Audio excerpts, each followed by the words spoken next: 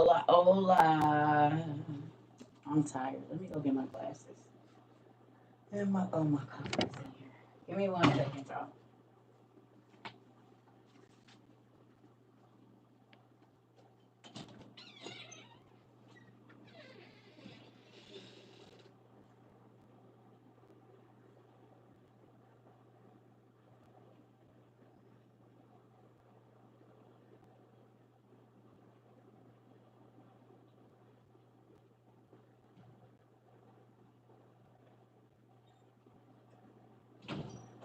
I ate, but my stomach just started hurting like crazy the last 30 minutes. Hey, everybody. Hola, hola. Ooh, I am old. Honey, running around after that grandson? Yes, it was. Oh, dang. He would not leave me alone either. Everywhere I went, he went. Hey, y'all. Hey. Oh, how's my niece doing, Punky? Ooh, listen here. I, that whole grandma thing, yeah, I'm going to have to work on it. You got to have energy to be a grandparent. You definitely have to have energy to be a grandparent. You can't just grandparent. You have to do workouts and stuff. You got your grandbaby today? I don't have it in me. I don't think I do. I think I can only handle so many days and then I'm tired and I have to come home. That's what I think. That's what I know to be true. Okay. So, I wanted to, if this is gonna work, who knows the story of David, David and Bathsheba? Anybody? Anybody know that story? Yes, in Second Samuel. Do you guys know it? Anybody?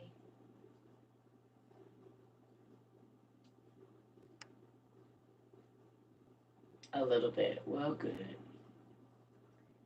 So we're gonna go and we're gonna read it in the NIV version. Thank you so much. Hey, so we're gonna go read Second Samuel if y'all open for class 11. Second Samuel 11. Good morning.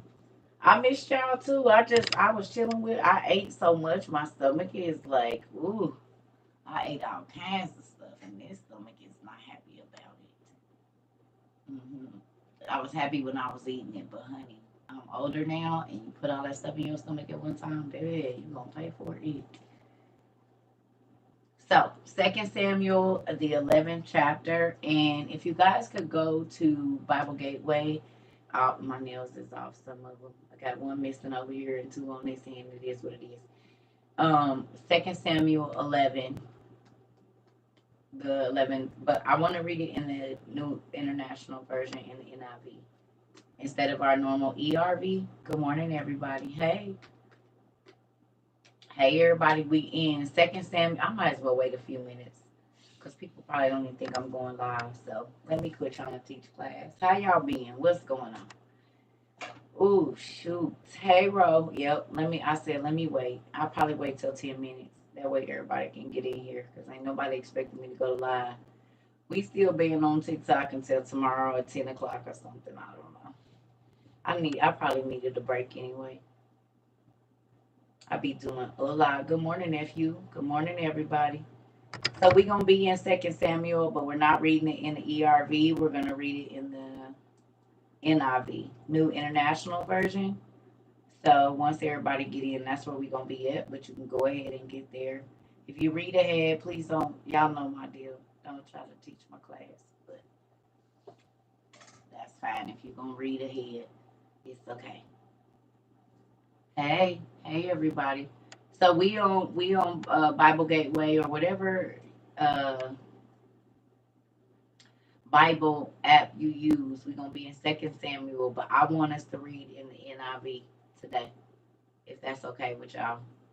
I figure 5 more minutes and everybody will figure out we over here. I should have did a video saying I was gonna go live, but I don't feel the need to. Hi, I miss y'all. I'm good. Nephew, I done ate something that got my stomach sick. I don't know what it is, so I'm gonna get this class done and then I'm gonna go get back in my bed.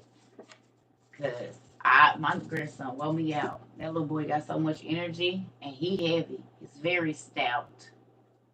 And he just kept wanting grandma to pick him up and now my lower back is aching. I think with him you gotta bend like he's like a box, a heavy box or something.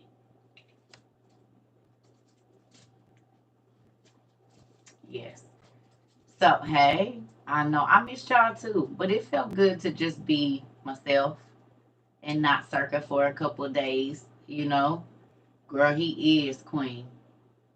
I told his mama, what is you feeding him? He's heavy. He's solid. All that's not squishy. It's all you know how some kids be big but they be like squishy. He's not squishy. He's solid and heavy. And now my back hurt and I've been using my massager and everything, girl. Y'all know what he did though? Let me tell y'all. So y'all know I got them paintings that y'all sent me, all my drawings and all my paintings and stuff that y'all sent me. They're up on the wall. So one of them is close to his height, and I guess it's the one with the glasses that glows in the dark. He didn't like them eyes looking at him, so he walked a couple different times back by that painting. Y'all bet that last time that boy took his hand and smacked my. I said, "Hey!" I guess he said every time I walk by, because the eyes is like level with where he is. So I guess he said, grandma, you need to do something because I feel like these eyes is watching me. So all the pictures where the eyes was level with his height, he'll walk by him once or twice and then look back, girl. And if he feel like them eyes, he'll hit it right in the eyes. Hey, you better quit punching my pictures, boy. Yes. Then he gonna wait till he getting ready to leave. It's following me, right? He gonna wait till he get ready to leave, and I told him, you don't touch grandma plants and stuff. 6 minutes, y'all. He didn't been here all weekend. 6 minutes before he leaves, he takes my plant and looks at me and just rips and says, I said, no. And then he looked back at me again, y'all, and put his head on my plant and ripped again. And it was my biggest leaf. I could have killed him. I told his mama, you better get him. He about to get it. I said, I will whoop you. And I have been telling my family, oh, he doing real good, you know, because it's his first time being here. So I just thought he was, baby. Oh, he came in here and thought he was about to start, like, pulling stuff. He was in here helping grandma clean up. Because you about to get beat up. I whoop kids. I whoop some. You can say I whoop kids. Get out now. You right. I listened and was like, all right, come on. Y'all about to go home now. My daughter gonna say, oh, you putting him out? You're damn right. You ain't come over here tearing my stuff. Gonna snatch my plant and look at me and rip the whole big leaf off. Baby, I wanted to tear him up. I said, all right. All right now. All right. He had wasted something on the floor, y'all. He had wasted like some water or something. So just like I used to do with my dog, I got his little hands and was making him grounded. I didn't really let him in here, honey. He came in here for a minute and was helping grandma clean, but once he started getting busy, we gotta get out of here. Right. I whoop some, honey. I whoops kids. I sure do. I whoop some. So with that, oh, y'all made me forget. What was I going to say? He did something else. Oh, he didn't want to clean up the water. He didn't waste on the floor. So I grabbed his little hands and I'm making him like clean it up. He gonna snatch away from me and look at me like, nah, you clean it up.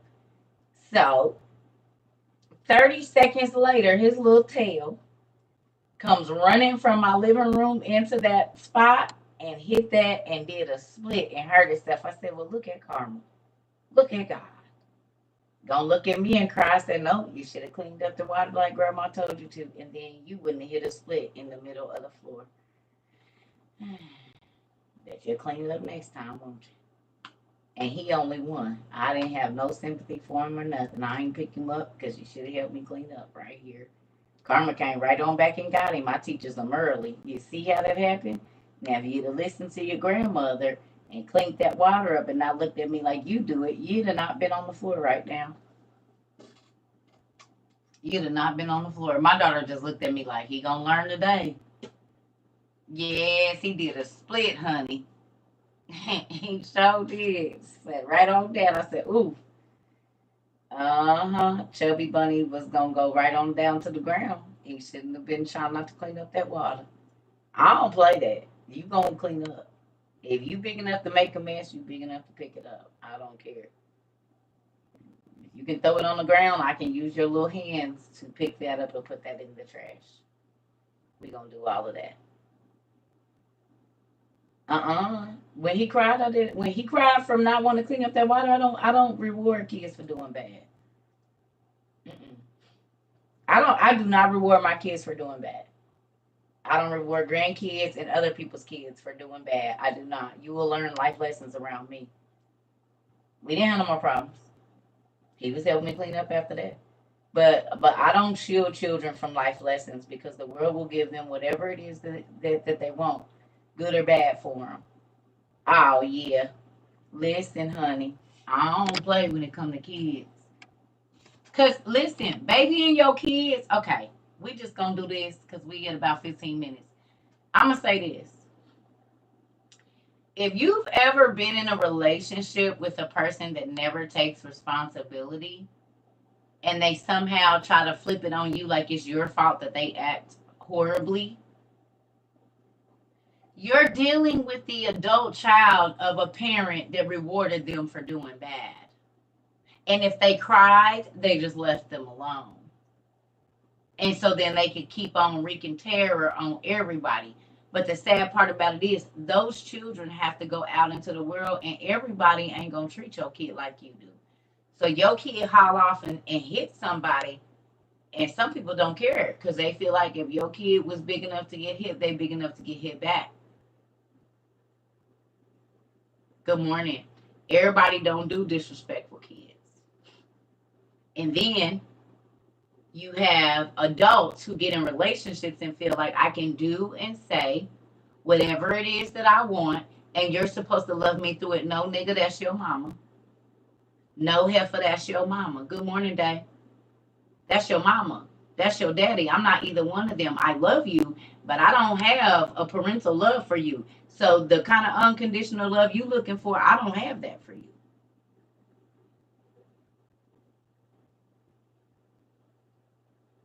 Right. No. I'm not your mama or your daddy. So if you expecting me to put up with your horrible actions and the way that you treat people, you're going to be real lonely. That's my ex, Tootsie. I'm trying to raise my son to be a better. Yes, baby, and you're going to have to work on it. Work on it. And you don't got to beat him or nothing. It's exercises. And talks in the car and talks around the dinner table and asking them, well, what would you do if? Well, they better not. Okay, so you don't do it either. How would you feel if you preaching? I'm going through that right now. Oh, Mr. Keith, listen here. I will not deal with a person that either always act like they forgot that they hurt you. The last little situation I was in, the person they weren't a man of their word. I should say that. So they would say something, but not follow through. And because my stepfather and my uncles, they don't tell you they're going to do something and not do it. So you can see almost what type of an example the person had as a parent, like a father or a mother, by how they interact with the people around them. So if you would tell me something and then don't do it, that's what either your mama or your daddy, they used to do that to you. Just tell you whatever you want to hear and then not follow through. Well, that's not how my parents was. My mama and my daddy, if they told us they was going to do something, they did it. They did it. And if they couldn't, they would let us know that they couldn't. They would say, hey, plans have changed. We're not going to be able to do it. So if a person tell you something and then they just ghost you or act like they don't know what you're talking about, you can tell that they had a parent that just told them whatever they wanted to hear to get them to do whatever they wanted to do, and then they didn't have to follow through. Don't nobody got time for that stupid stuff. You have to keep your word. And sometimes it's not possible. All you got is your word. That's true, Toya. That's it. And I mean, like with me, there are times that I've told a person something, especially now with what I'm doing, and I might forget. So sometimes you gotta remind me because I'm dealing with a lot of people.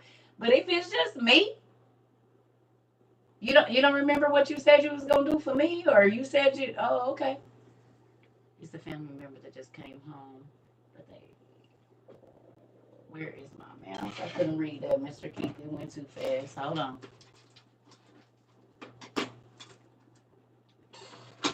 Let me see what you said over there. Um,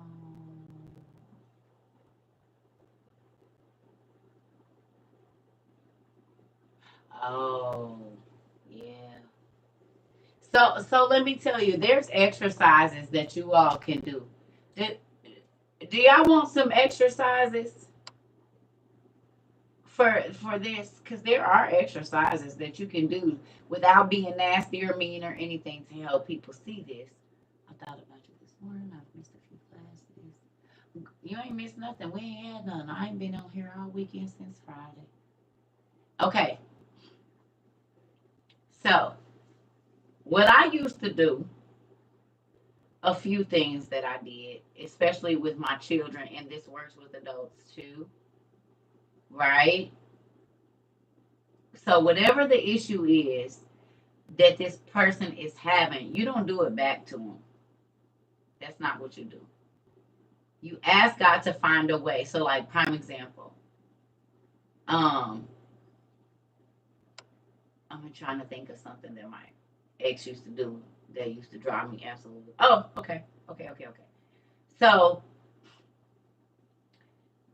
he would, like, if I said something to offend him, what he would do is turn around and like look for a reason to say it right back to me. But that's the immaturity of not being able to hear, right? So it's like, if I say you're ugly, say no, you're ugly.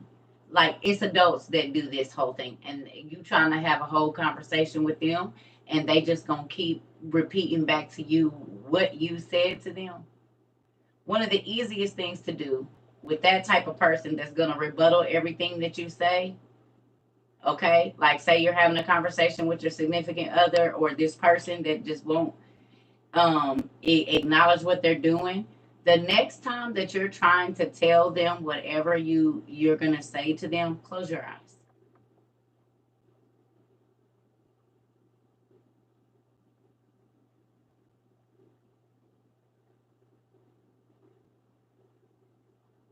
Close your eyes. Y'all hear me? Y'all think I'm crazy?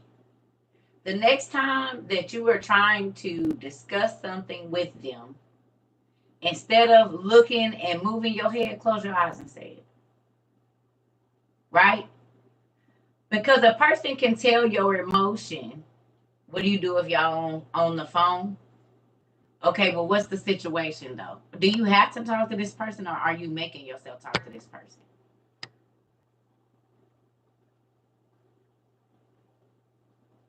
Let's run that back first. Is this a person you have to talk to?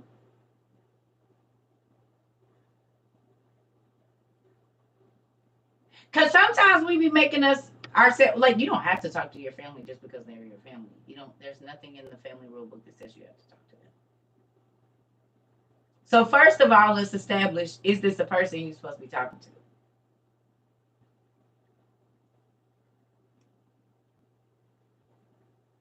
Is it a boyfriend? Is it a spouse? Like, what's the deal with this person?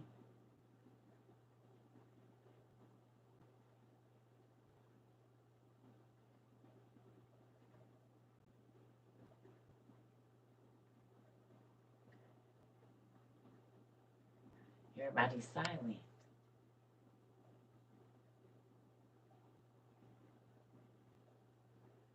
Is y'all here or did y'all leave? Everybody thinking? Thank you, Auntie, because I can tell my mama that. I tell my mama that. I'm just asking, like, it's your husband. Okay. Okay.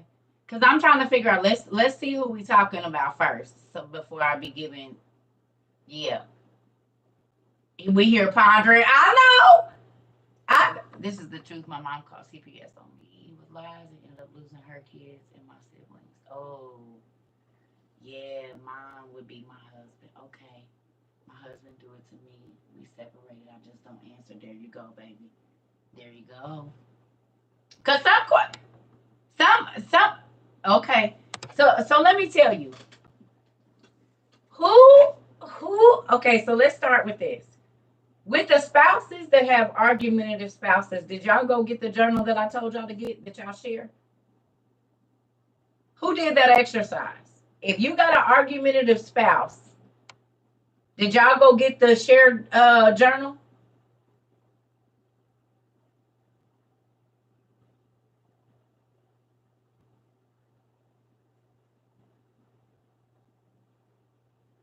No, you don't need to call in no wellness check, mama. I just don't be want to talk to you and I don't have to. He refuses. So if you go in there and you write down a situation, a issue that you're having, he won't write in it. What he's feeling, he won't respond instead of just talking to you.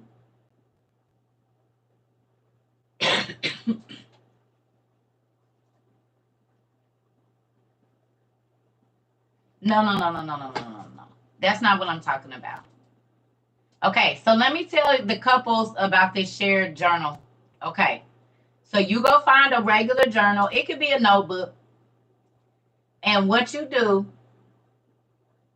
okay, so then listen to me. The easiest way to get them to talk, and I'm not saying ignore them, but any issues that have to do with fights, you can say, I'm not going to talk about it. I only want to write about it. Because it always ends up in a big deal. And I want to communicate with you effectively so that we can get over this hump.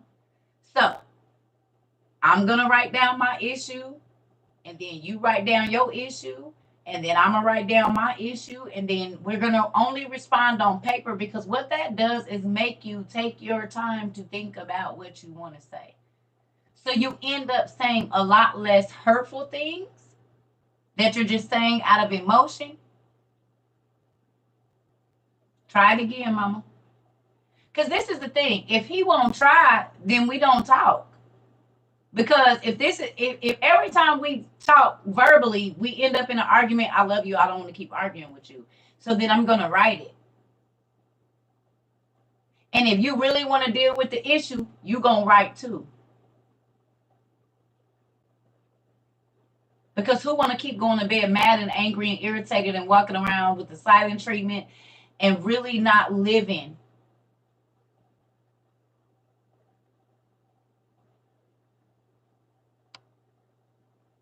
Because if your feelings and the things that are important to you aren't important to the person you with, and I'm not telling nobody to, but this is something that's so simple, because if I can't talk to you verbally, I need you to understand what I'm saying, and I want to hear you. But sometimes, because you looking at my face and my face all turned up in my body language when I'm talking to you, that it's putting you on the defense. This is why I say when people are talking to me, a lot of times I close my eyes so I can hear. Because your body language and the way you turning your nose up and the way you holding your head might make me want to punch you in your face. So if I close my eyes, I can hear what you're saying. Are you ignoring me? No, I'm listening. I don't have to have my eyes open to hear you. I'm listening to every single thing that you are saying to me.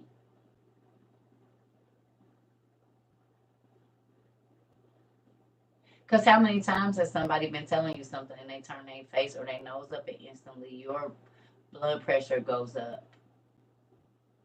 You can. You can.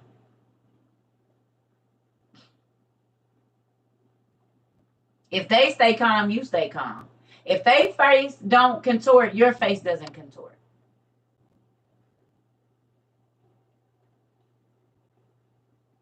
Okay? So next time they telling you something about yourself, close your eyes so that you can hear them. Because sometimes when you see a person's face, you be like, but if they telling you what they feel and you just sitting there with your eyes closed, you say, no, I'm listening to you. I promise. I just want to hear what you're saying. And sometimes a person's facial, reactions or whatever, it can make a person different. So I just want to hear what you have to say.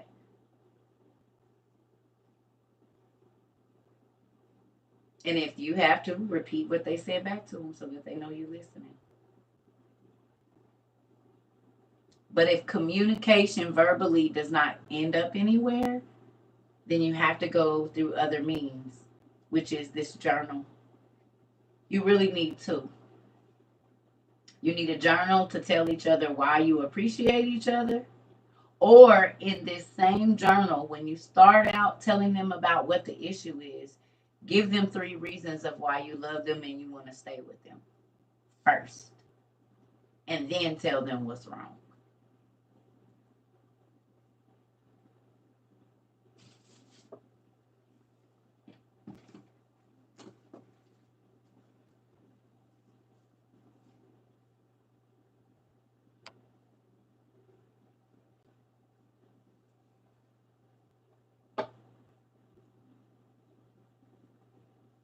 Okay. So I'm going to show y'all. This is my journal from 2019. Started in 2019, going into 2020. Right? And as y'all can see, my handwriting is crazy. But y'all see, it's 2019 up there. Because I was having a moment. I was angry when I was writing this. Y'all see that? 2019, my handwriting was crazy. This is one of the exercises I'm telling y'all I did with my ex-husband.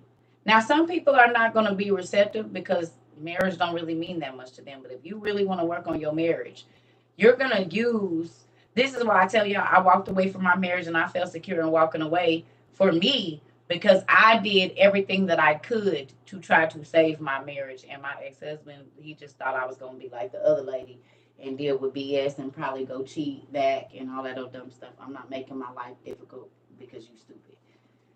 I'm not going to do that.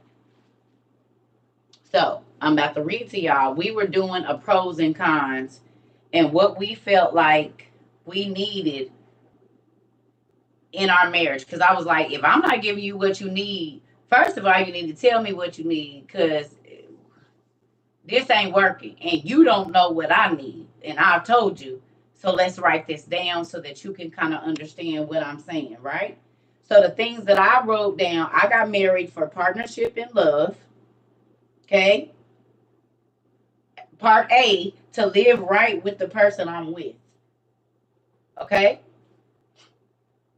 One of the things that made me upset or made me feel not secure in my relationship was lies, rash decisions, selfishness, and envy. Okay? So he had to write down his list. I had to write down my list. Okay?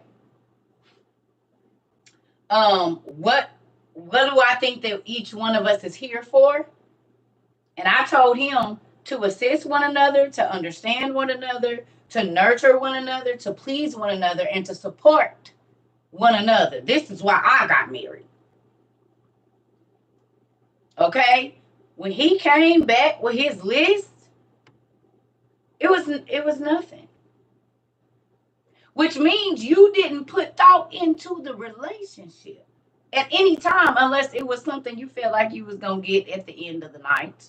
Or if you felt like you was going to get praise for being a good husband for doing something. But the things that kept our marriage, would have kept our marriage strong, those are the things that you didn't want to address. Do you understand what I'm saying? So sometimes even this list of these are the things that drive me crazy. These are the things that make me feel insecure. These are the things that make me feel like you really don't want this relationship. These are the things, these are the things, these are the things. If this person is not willing to work on that,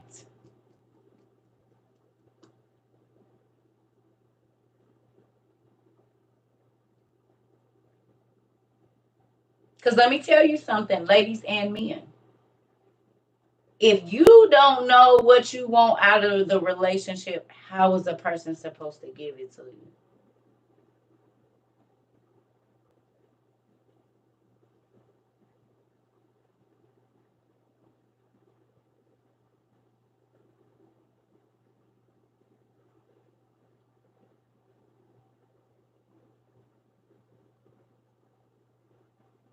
Because you could be mad that they're not pleasing you, but you don't even know what you want.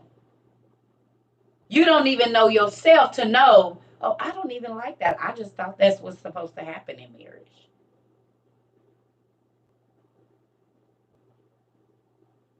And if you always looking at somebody else's marriage, talking about you, I want you to treat me like that, you got married for the wrong reason. Because if they didn't treat you like that, why would you marry them?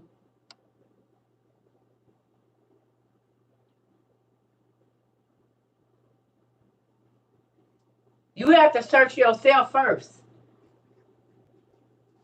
Because when I got married, I could have cut. Ooh, y'all don't even know how many times I could have cut up. Oh, Jesus. If I would have went by the world standards, y'all. Let me tell you something here. But I didn't. Because if I would have went by the world standards, that brother would have been trying to take my life. I'm telling you what I know. I'd have made him want to kill me. And I'm not even going to play with you, honey. You's going to be crying somewhere sick after I do what I do. The way you be making me feel, that's the old CERCA. Okay? The old CERCA would have had you somewhere crying to your mama for sure. But when I got married, I did not get in a relationship to crush my significant other. I did not get in a relationship to tear down another person so that I could have somebody that I rule over. I didn't get married for that reason either. I didn't get married to impress nobody. I didn't get married. I didn't get married for the wrong reasons. Now, whether he did or not, that has nothing to do with my relationship or why told God I got married. And another thing too, for y'all married folks, I'm gonna tell you something. My peace, my joy, my happiness did not come until I stopped talking to the person about what they was doing to me for real and started talking to God about it. As long as I was fussing at him, and y'all know I got journals stacked with what he did, what he said, what time he did it. Several.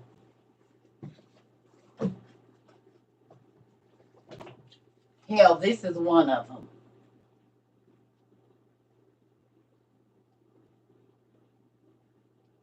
This is 17 to 19.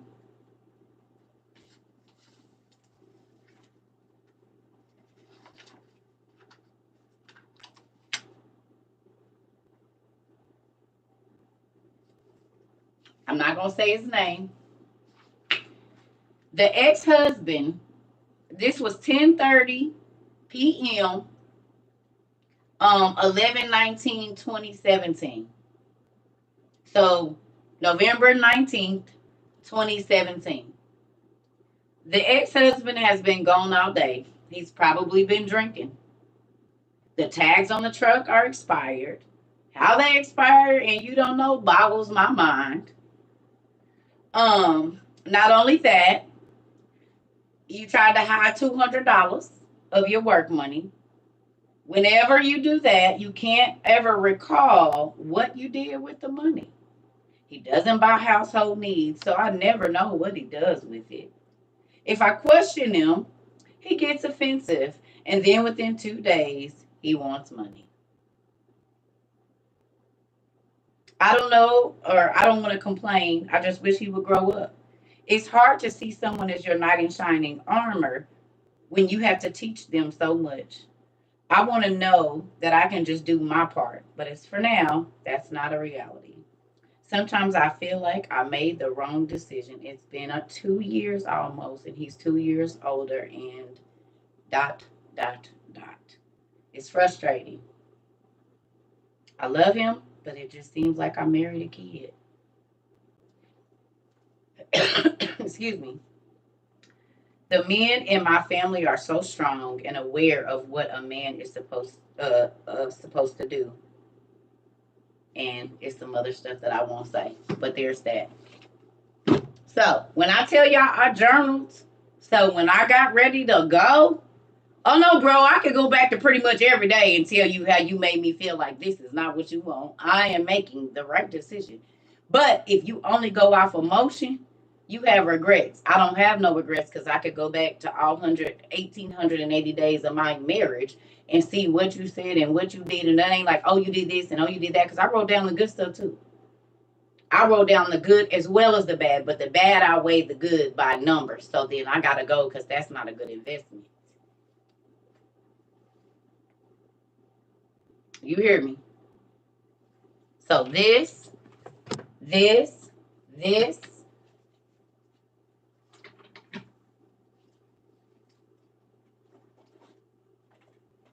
some of this, and then there's two others that are in my room right now that are journals from the last couple years. Do you see what I'm saying? Because if you only want to leave them when they hurt your feelings or when they make you sad or when they not doing right, well, that's going to be all the time. You always going to be mad. You always going to be irritated. You always going to feel disappointed and let down.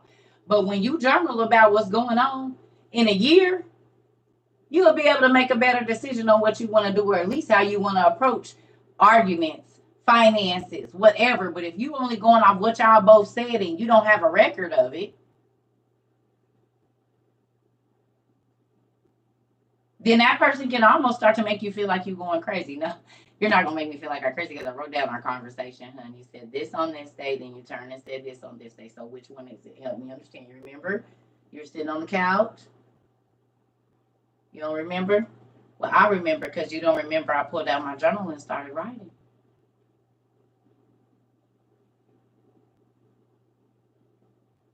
This is with your friendships too.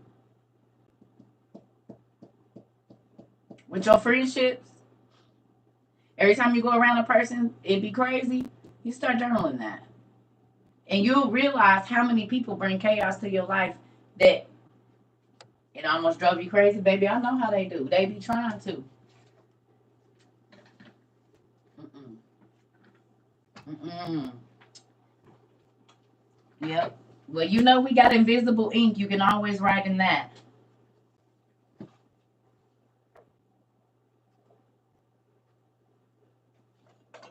Oh, don't be tearing up my stuff, CERCA.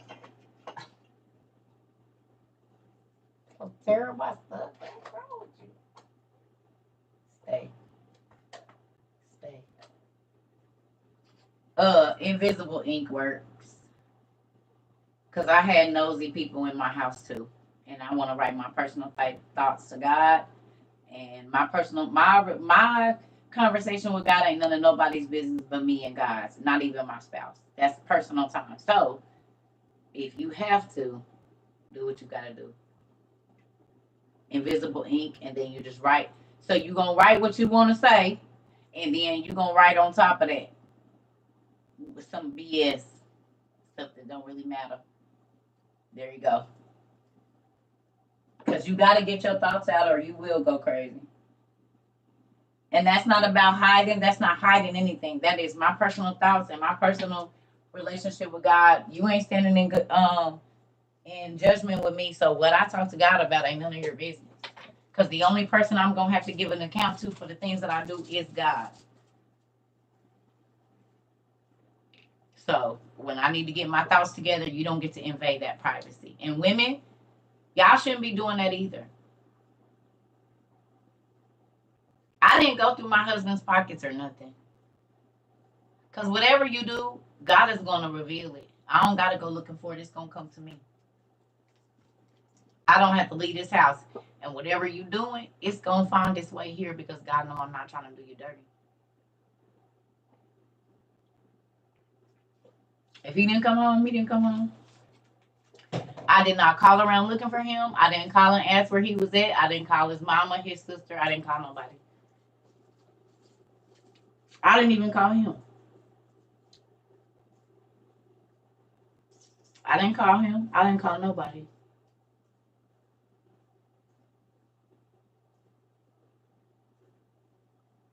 He come home, I just look at him. Going about my day. Because when I'm tired, you don't know. Y'all want to know something crazy? He regrets every bit of it. Well, it's too late. Because I did right by you even when you didn't do right by me. And that's what people fail to realize is if you're not a dirty person, you always going to come out on top. No matter how long you got to go through, you will always come out on top. Always. So let them do. Don't pay them back. Don't try to get them back. Don't be envious or jealous or vengeful.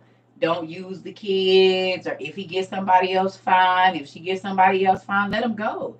Because they don't make you happy. So why? That's the one thing that I don't get to. If y'all not working, then y'all break up. Then you go and you try to make that person life a living hell. Y'all don't work. So why is you worried about it? If we don't make it, you don't get to come over here and ruin my happiness with somebody else. We not going to be together, idiot. It don't matter if I ain't with them. I'm not going to be with you. Stupid. I'm not going to be with nobody. But if I do, it damn sure ain't going to be you. You don't make me happy. You're not happy with me. This is a waste of time. And I don't know how much time I get. You don't get to waste my time. Because you don't know what you want in life, or you don't know who you want to be, or that ain't my issues. You still dealing with something people did to you 50 years ago. You think you're going to treat me bad? I will punch you in your face. Get away from me. It ain't just a woman. It's people, period. I'm like this with my friends, too. You don't get to keep bringing drama and chaos to my life and think we're just going to keep chilling. And I don't bring that on myself. I do this with, this is why I don't really talk to my own mother. Because it's always chaos around you. Which means, just like on Charlie Brown, the one little boy where the dust storm came, as long as he was over there by himself, the dust was only bothering him.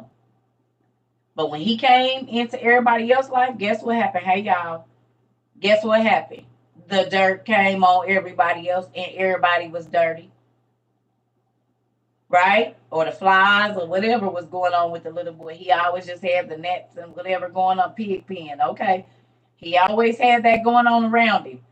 So if he was off to himself, the bugs, the dirt, it wasn't on nobody else. But when he came around, the bugs and the chaos came with him. So what you need to be looking in your life today is seeing who brings the chaos to your life. And then even though they bring it, if it's not a person you can completely eject out of your life, what is God trying to grow in you?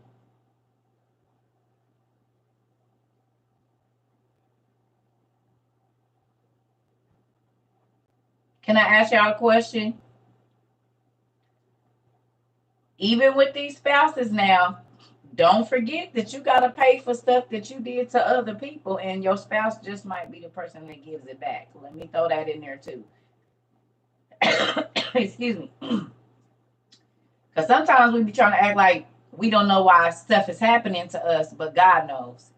And even though your spouse don't know, and your mama and your sister and your cousin and your homeboy and your brother, God knows what you did and God knows what you're paying for. So be mindful of that too. Because don't think you just getting away and you be like, oh, they treat me bad. I ain't never did. No, you didn't do them, but who did you do wrong? Who did you treat like that as to why you're being talked to, why there's deceiving things happen, somebody's being using deception with you, because you don't get to skip over there and be like, oh, they just doing me wrong, and you did it to somebody else. You do reap what you sow. And sometimes you get it back in marriage.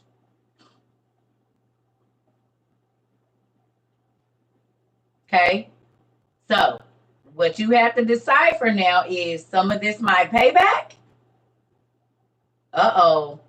Uh-oh, Phenom. Oh. Some of it be our payback for stuff we did to other people. And it ain't gonna hurt if it ain't a person you don't care about, so you won't learn your lesson. Sometimes God gotta let a person step in the shoes that other person was in, and now you're in the other person's shoes, and it very well could come back from a marriage.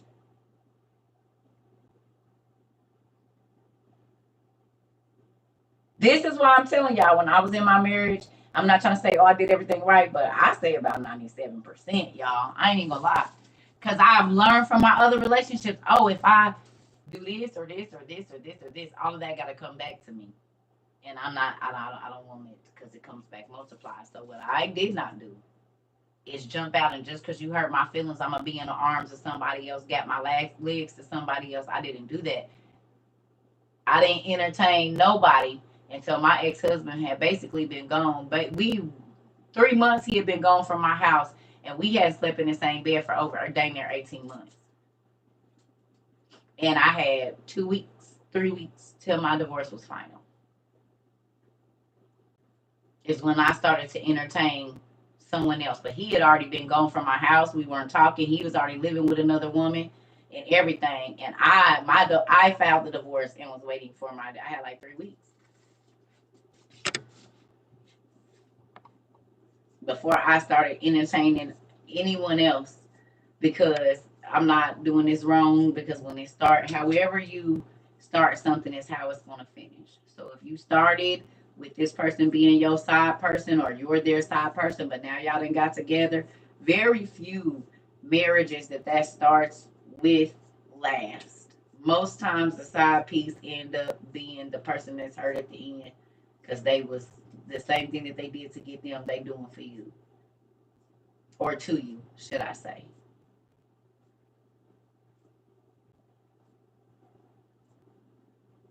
So be mindful of your. Matter of fact, this goes along with what we're reading today. All of this goes along with what we're reading today. So 2 Samuel 11. I'm about to run to the bathroom. Dang. Being mindful of your actions, y'all. This literally plays into what we're reading today. 2 Samuel 11, y'all. That's where we at. Let me go run to the restroom real quick. That's what's wrong. These lights is odd. I'll be right back, y'all. 2 Samuel NIV version, y'all. If y'all can on Bible Gateway, not the ERV.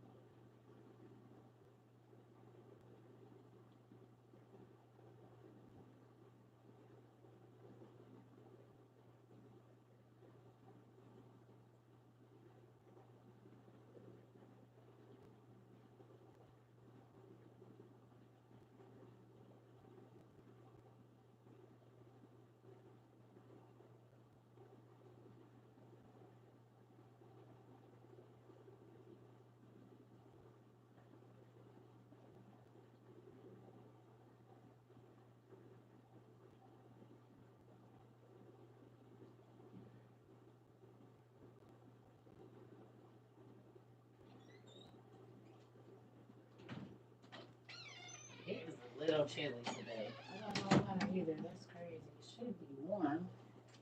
Did anybody? Oh. Okay, so I haven't been on TikTok that much. Hey y'all, but did y'all see that lady over in Russia said that they're making it super cold over there. These eyebrows is too funny. Did y'all see that?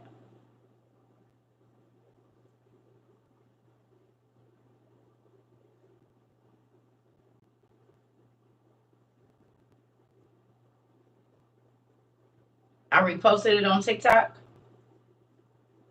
The Russian lady saying that the weather has been cold for like 3 months because they're blocking out the sun.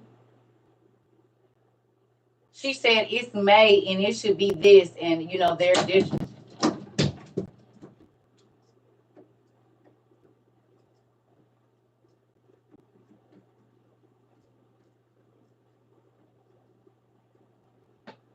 y'all saw that? Y'all heard that?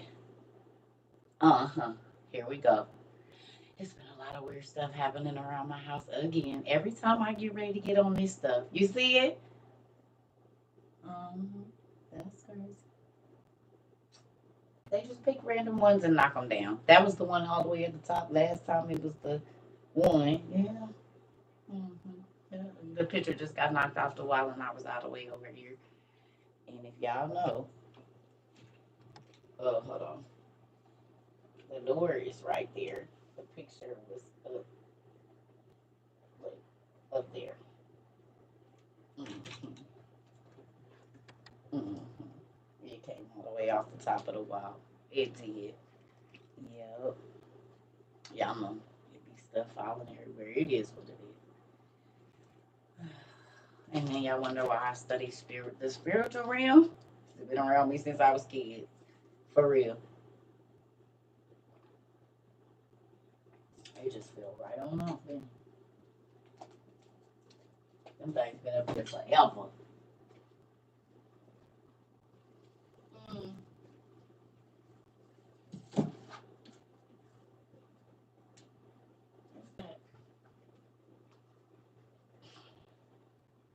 So, anyway, they don't want me to teach this good old lesson. It's all right. I'm going to teach it anyway. Here we go. That's crazy, ain't it?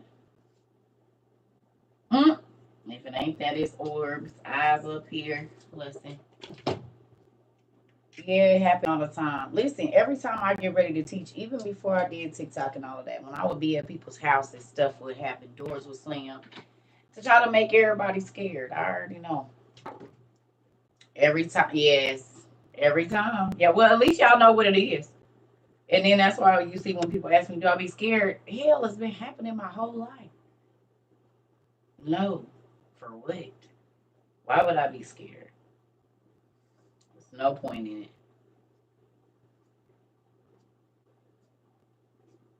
None whatsoever.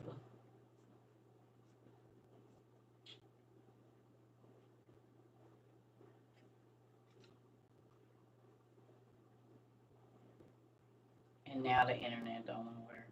You see? This?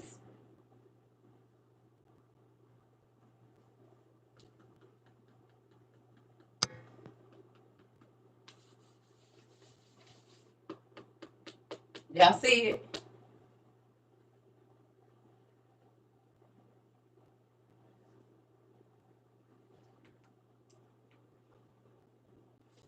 Uh-uh. Really?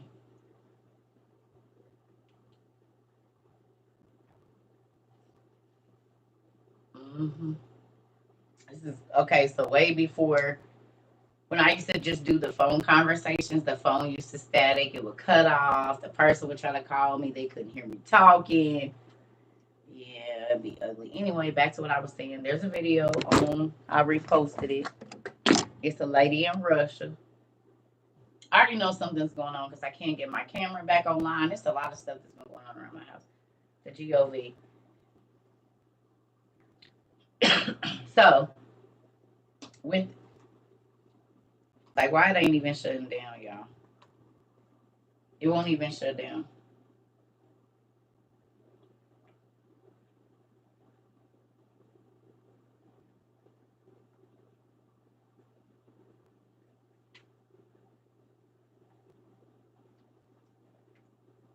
Google been having problems.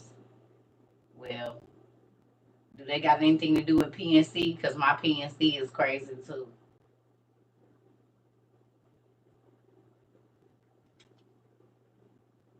Mm, yep. I ain't been able to get on my PNC app or nothing.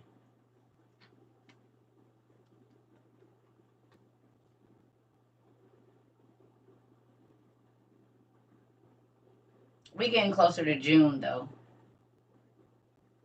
Y'all, this thing got 76%. Why it didn't come on until I plugged it in? It's got 76%.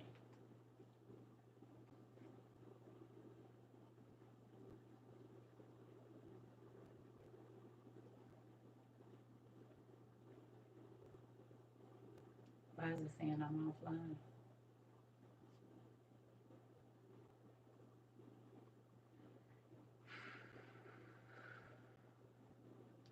76% and you won't even come on. Okay. Second Samuel NIV, we here. Y'all prayers worked out. Thank you. Your phone do that too? It's weird. Yep. Because we are at WAR and nobody believes it. All right, let's get this popping, family. Is y'all devices already there? Because I'm here now, finally. It should say in the spring.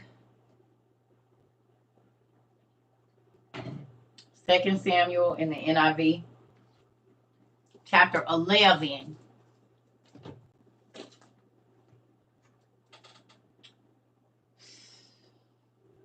I will say that we got approved to get on the Apple Store, so we'll be on there shortly. I wasn't going to tell y'all, but I can't hold it. I can't hold it. We got approved to be on the Apple Store, so the WOIU CERCA TROVA app will be on the Apple Store or whatever it's called, the Play Store and the Google Play, whatever. We got our app, y'all. We got our app. Now I just got to finish putting it together. Yep. We got our app. I told Miss Rangel last week I was going to try to hold it, but I can't. We got our app. So we getting it together right now. We finally got approved, got everything on there, whatever. So we working on the right now. Yes, we got an app. So we're going to be on the Play Store and we're going to be on the App Store on the Apple, whatever. Yeah. Isn't that cool? I think that's a phenomenal thing. We have an app. Yes, we do. A real one now. Like a branded app. It's ours. That's pretty cool.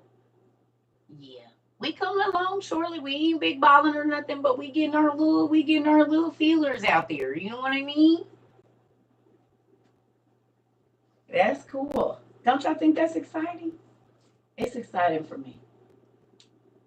We is fancy now. We is, Sarah. We is fancy now. We got our own app and stuff.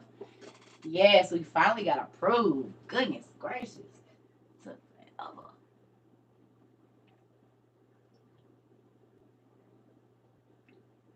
Yep. Next we about to be working on our accreditation.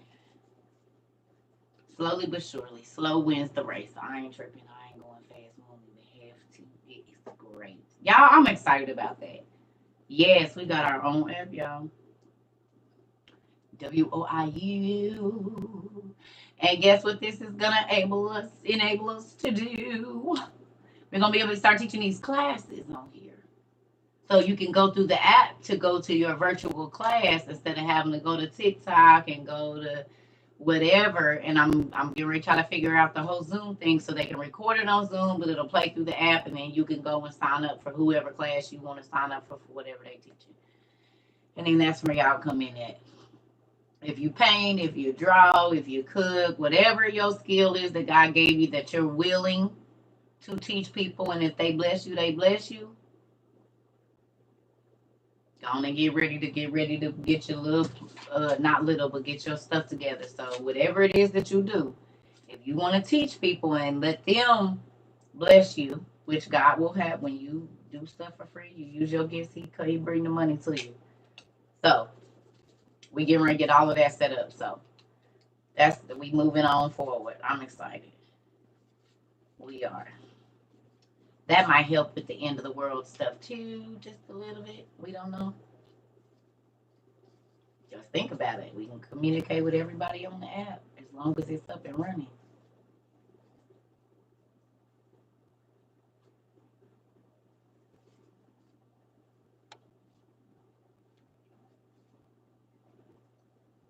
We just in the 11th chapter, no verse.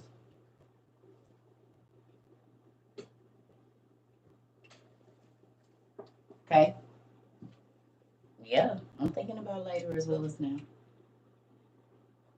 Right. Right. Right. Hey, pretty black. Right. Mm-hmm.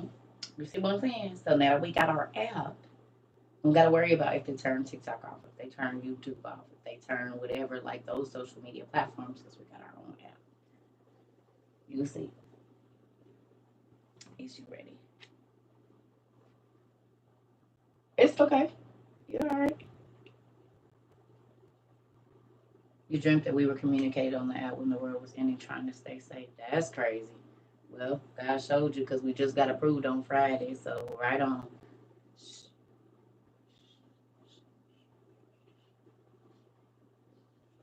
Not yet. It's not finished yet. We got approved to get on there. Now we got to do the finishing touches. Y'all be able to, I'll let y'all know when it is. I'm just telling y'all that we got approved to be on the Apple Store. We've been approved to be on the Google Play Store or whatever, but Apple be on that funny stuff. So here we go. We ready? Ooh, excuse me.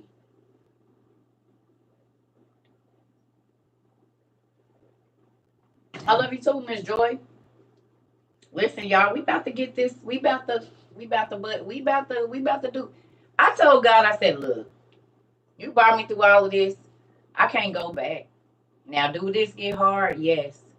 Sometimes I'm so overwhelmed, y'all, but I'm trying to build me a team real quick of people that can start helping me so that I can focus just on teaching and they can do all the background stuff. So I don't gotta be trying to do everything. Besides, what Miss? Oh, I didn't rip my lock off. No, I didn't. Yes, I did. Toya, you said don't put it back on. Ooh, that was a weak spot. That's about 2 years too. Just like I told y'all, 2 years. All my locks is breaking off like right around the time I decided I didn't want to be with my husband no more. And I know where these marks is. That's crazy. I just put that right on. Toya said don't put them back on, but it's about to get stitched back. She said let them go. They pop all the time. I said I need my lip. I'm trying to get to Rapunzel. That ain't gonna work. Miss Toya James. I got to put them back on. I popped that whole little piece off, but that's crazy because that's about 2 years too. That's nuts. Oh yes. Oh, they pop all the time, but I be putting mine back. I gotta figure out where that goes. Island gal, listen here. But it is though. All like the bottom. No worries, TT. Let that bad energy go. But wait, girl. Just wait a minute. Just hold on. But it is. I believe what they say where your weak points is. Because that'd be about 2 years worth of growth right there. And a lot of them, the first 2 years of my locks is popping off. It's crazy. I don't like it. I don't like it at all, right? All right, let's bust this, y'all. So it says in the spring, at the time when kings go off to war, David sent Joab out with the king's men and the whole Israelite army. Is y'all with me? Is y'all with me? I know, and you did give me fidget jewelry, but let me get over here and get it. I got my pen right here. You said it. That's why I'm twisting my damn hair off, ain't it? I got it. It's right here. Where's my brown one at? I think. Oh, no, I'm gonna do this one. Well, maybe I'll bring both of them. Oh yeah, Miss Rena, y'all. She makes fidget spinner pens. So if you a fidgeter like me, just go and grab you some. She makes fidget hair pieces too. She made me some laying there in the room. I be having to put them because they a little heavy. A couple of them is heavy because my hair is. But anyway, yeah, yes. She makes these and they soft and squishy. Like this is squishy, but this is hard, but it's smooth. And I do. You did. I need to start putting. Ooh, I really like these right here. I like these squishy ones. They like stress balls and fidgety spinner things. You see them? So Lula Knits by Rena, she crochets too. So if y'all looking for blankets and dresses and swimsuits and stuff, she makes all that stuff. So all of it. Okay, let's get this popping. First of all, yes, I do, Pumpkin. I appreciate you so much. So look here now. In the spring, at the time when kings go off to war, David the king sent Joab out with the king's men and the whole Israelite army. Y'all, why do the church people think we're not going to have to fight? Oh, definitely, Don. No, no, no, no, no. It is. My hair grew about 5 inches since last year when y'all first met me. Because it was barely right, like right here. And now it's under the brow line. So, yeah. Well, I got about 6 inches since I came on here. Locks do that, though. They sprout. They do.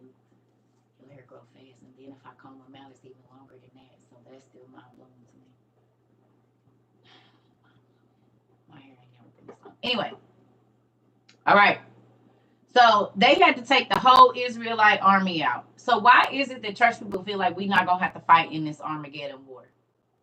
If we are an extension of those in Israel, is what they tell us, why do we feel like we should not be war ready?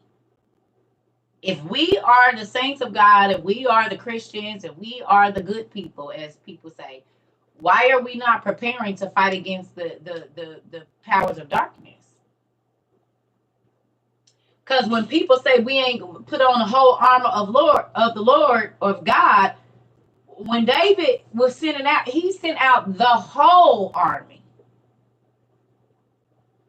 The whole army.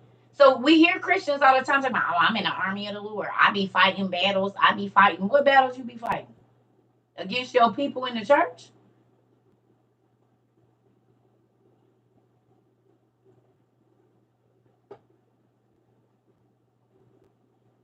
What battles? In your mind? Because how many people do you really believe are even prepared?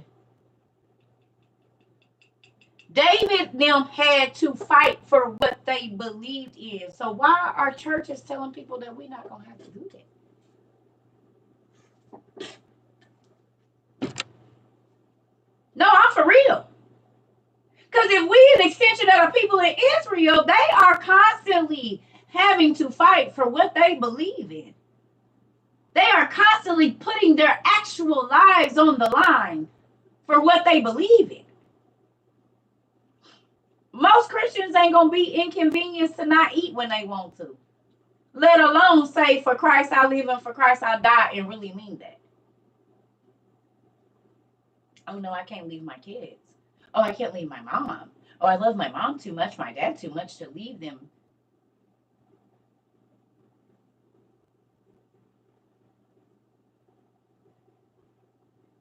Just want to say that. Just want to throw that in there. That don't have a lot to do with this, but it do.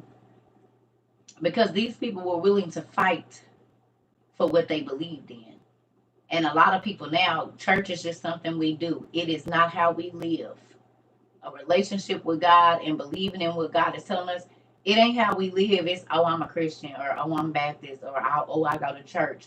But do you have a relationship with God that if you are put in a situation where you have to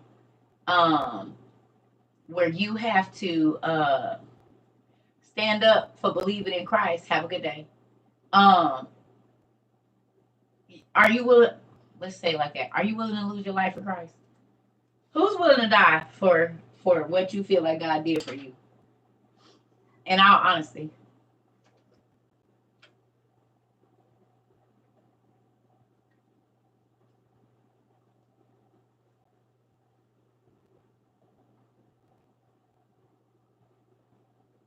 You would ride or die for your husband or wife?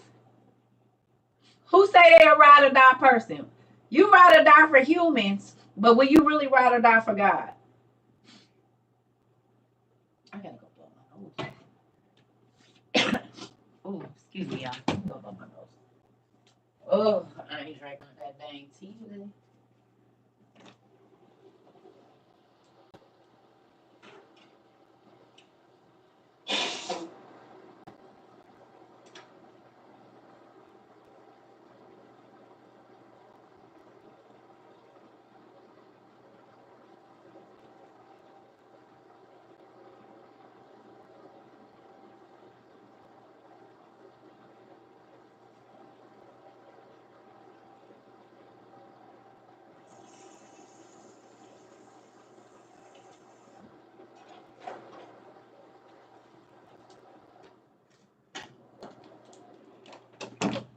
Ah, I just ripped my dang robe. Okay. All right, that's a question you should be asking yourself because the market's here. So is the cashless society. So just be mindful of that. Now, let's get going. Okay. So it says they destroyed the Ammonites and besieged Rabbah, but David remained in Jerusalem. One evening, David got up from his bed and walked around on the roof of the palace. From the roof, he saw a woman bathing. This woman was very beautiful, and David sent someone to find out about her. The man said she is Bathsheba, the daughter of Eliam, and the wife of Uriah the Hittite.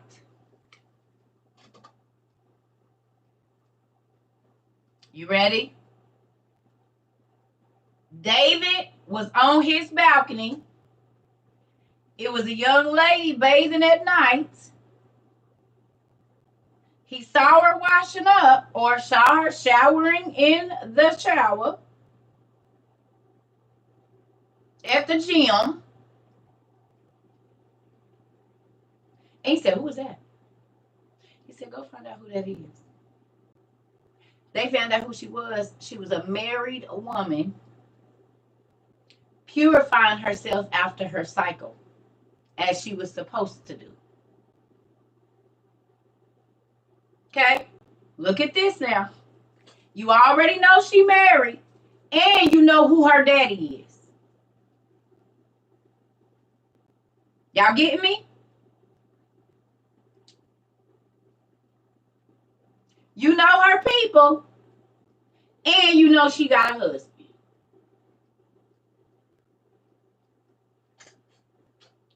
It says, then David sent messengers to get her. She came to him, and he slept with her. This the king now. You don't tell the king no.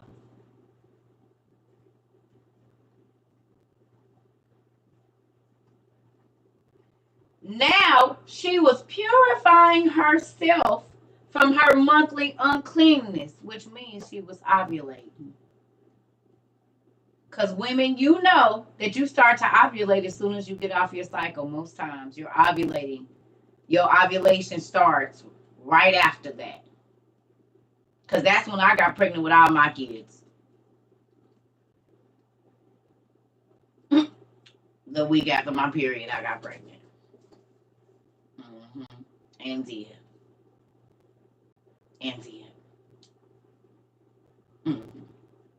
So she had just got off, which means she was ovulating again, or the egg was still in place where it needed to be. Who knows? Oh yeah, all mine. I met right after every time. Every time.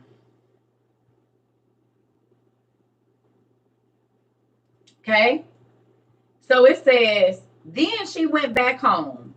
The woman conceived and sent word to David saying, I'm pregnant.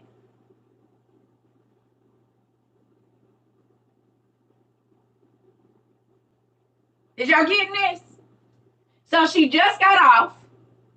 She ain't slept with her husband because she's been on her cycle. And 9 times out of 10, because of what she went through, she probably didn't let her husband touch her after that either. Well, I take that back. Her husband was at war. Her husband was at war. Because her husband, well, we gonna get there. Moving on. Okay. Anyway, she just got off her period. She ain't slept with her husband. David gets her. He busts her down, sent her home, and now she sent back word that, yeah. So I'm like, I'm real late. Okay. And mind you, David knows that she's a married woman. He knows that she's a married woman because her husband works for him.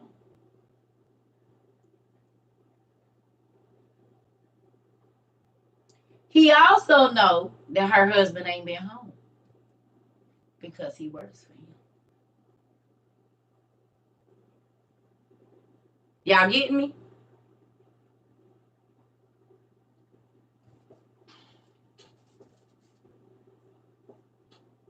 So David sent this word to Joab. Send me Uriah the Hittite. Tell her husband to come up here.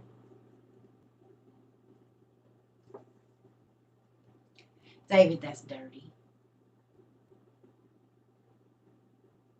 You know her daddy. You know her husband. You know her husband ain't been home in probably 3 months or however long y'all been in war or training to go to war. You bust her down and sent her home. She sent word back to you that she's pregnant and her husband is in your guard. So you have the husband brought to you.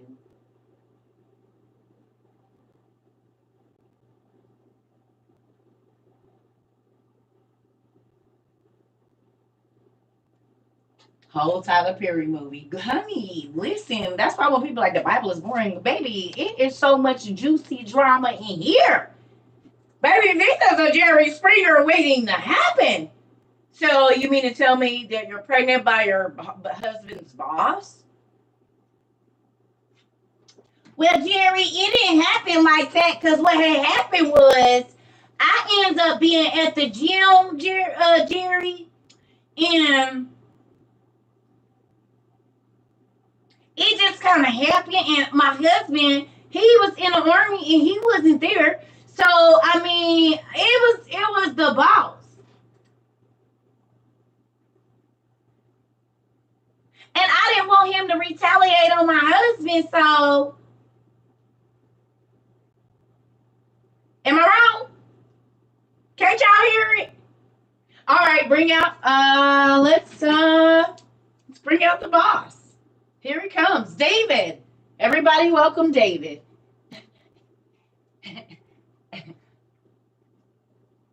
And so, David, how is it that you met Bathsheba? Well, one day I was walking out on my balcony and she was in the pool, and I seen her bathing in the moonlight, and well, Jerry, everything we can kind of tell. All right, so Bathsheba, did you forget you were married, or how are you gonna tell your husband, honey, that you were married and he's been gone away overseas for 3 months? You said nope. I'm seeing it. We in a crowd. Boo! I love it. Listen, you said I cannot. It's right here. If this ain't a Jerry Springer story, I don't know what is. Okay, let's continue to read then so that y'all can see it the way that I see it then. Fine. Okay. You said I sure can see it. Right. She didn't send word through her homeboy. Hey, go up there and tell him my period is late. And my husband gonna be home in a month. Come right, Uriah, come on out. All right. Right, hold on. Hey Uriah, how are you? I'm good, Jerry. I'm good. I don't know why I'm here. There go my wife. Hey, honey. Oh, hey, David. What are you doing here? Right? Right? Because that's what's happening. She was bathing. He brought her up to the castle, bust her down, got her pregnant, sent her home, and then invited the husband. Excuse me. If this ain't Jerry, I don't know what is. All right, let's see what's going on here. All right, okay. So David said, "Tell Uriah come up to my house." And Joab sent him to David. Joab, I'm sorry, sent him to David. When Uriah came to him, David asked him how Joab was, how the soldiers were, and how the war was going. He said, "Hey, Uriah, what's going down? Have a seat, man. I know you out there fighting and stuff, and I wanted to invite you up here and, commend you on your service to me and stuff. How's the family? How's your wife?" Yeah, I haven't talked to her. I sent the word to her. She had said she had been sick, so I was wondering if we were going to be able to get off the line soon. I wanted to go see her, King David. Oh, that's good. That's good. You said she's not feeling well. How long has that been? When was the last time you saw your wife, David? I mean, excuse me, Uriah? Oh, sir, it's been about 6 months since we've been. Really? And she been sick how long? About 2 months. Oh, shoot. Well, maybe she didn't cause something down there. Malaria was going around down in the campground. So, yeah, I'm not sure she'll feel better. Right. Yeah. So I invited you here because I wanted to just thank you for fighting for the kingdom and, uh, you know, uh, figured I'd invite you and let you stay here and drink with me for a while. Just to commend you, buddy. Come on in. We're roasting a big old uh, cow out there and got some goats and some lamb milk. Would you like some wine or no? Okay. All right. It says when Uriah came to him, David asked him how Joab was, how the soldiers was, how the war was going. Then David said to Uriah, "Go down to your house and wash your feet." So Uriah left the palace, and a gift from the king was sent after him. He said, "Hey, send him that rollie I got last time we went over there and visited the king of Pakistan. Yeah, get him that rollie, and then uh that bag of gold that I grabbed from the Asian dude that one time I was over there when we was in Japan. Grab grab that, and then go on and send a courier down there and give it to him. Have it there waiting on him before he get there."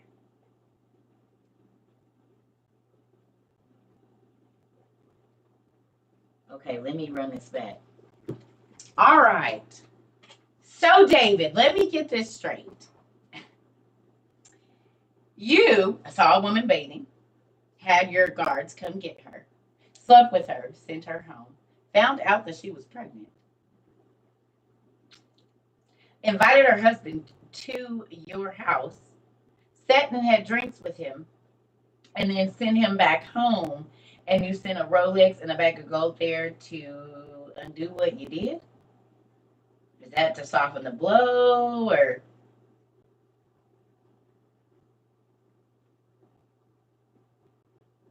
David? Oh, no, no, no. I was just rewarding him for his service in the army.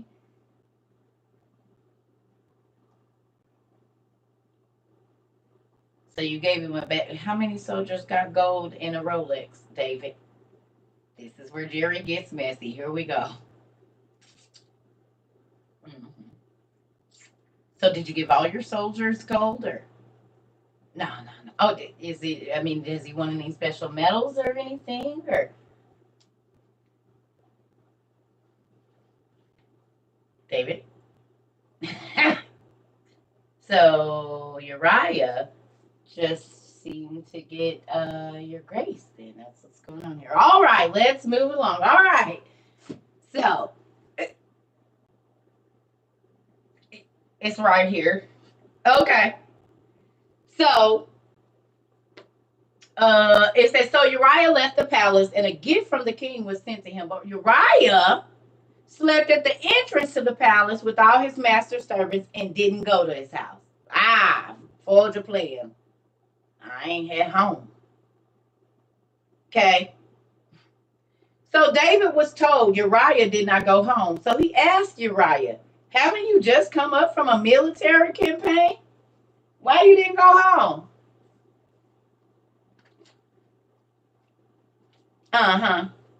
Uriah, didn't I tell you to go home and see your wife?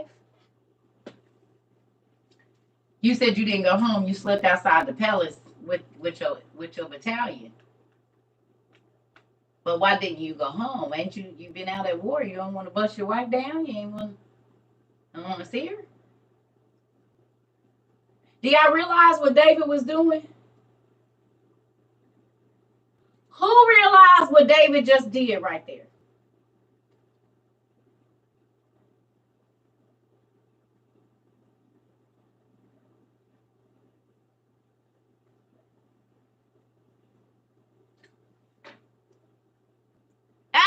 There we go, Queen. Trying to pawn the baby off on the husband. And he knew if he went home and he had money, he was going to do what? He was going to drink. He was going to have wine with his wife. And wouldn't remember. So he probably sent money and good, wine and some cheese and all of that so they could have a romantic evening so she could try to pass this baby off as the husband. But God got a plan now. Whatever you do in the dark is going to come to the light. It's a real thing. God didn't even let the man go home.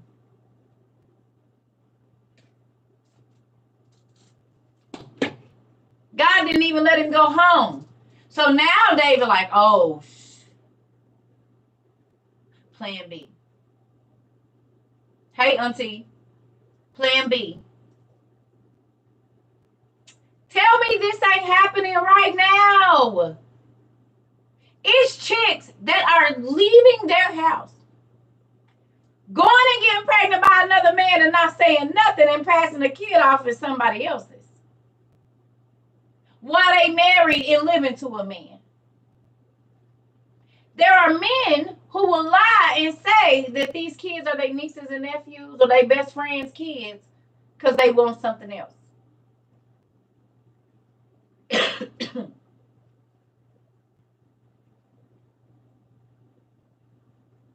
This is an episode of Paternity Court right here. Come on, Taji, you already know it. Okay, so do y'all believe there's nothing new under the sun?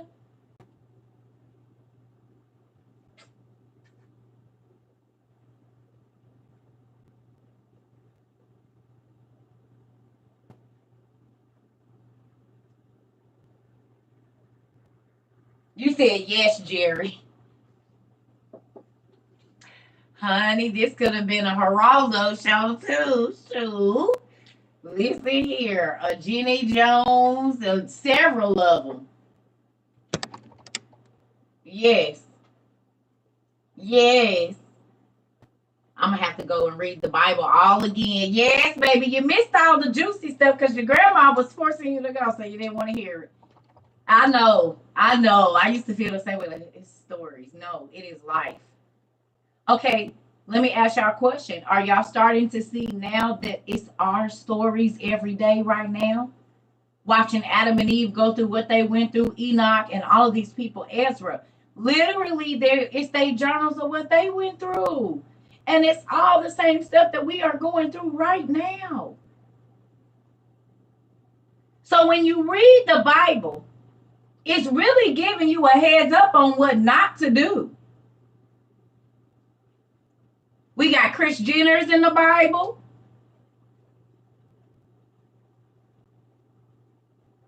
In more than one way. Because in our reality, don't this apply to Kris Jenner too?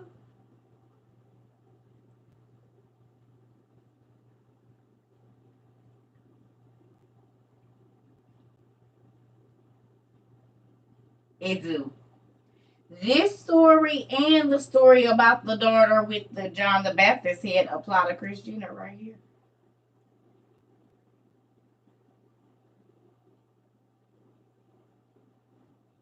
Chloe.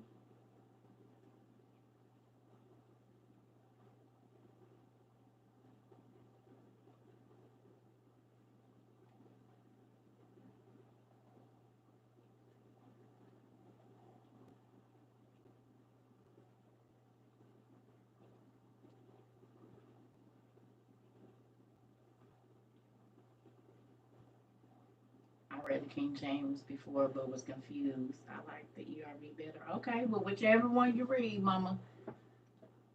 Amen. Okay, here we go.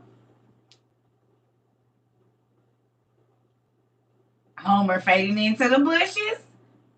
You said how? Wow. Khloe Kardashian. Oh boy, OJ Simpson.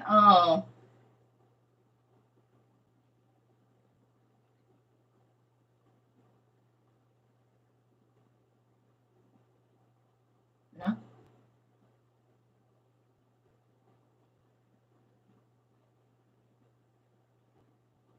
we ain't gonna talk about it. Okay, we're moving on to David then. We moving on to David. All right, fine.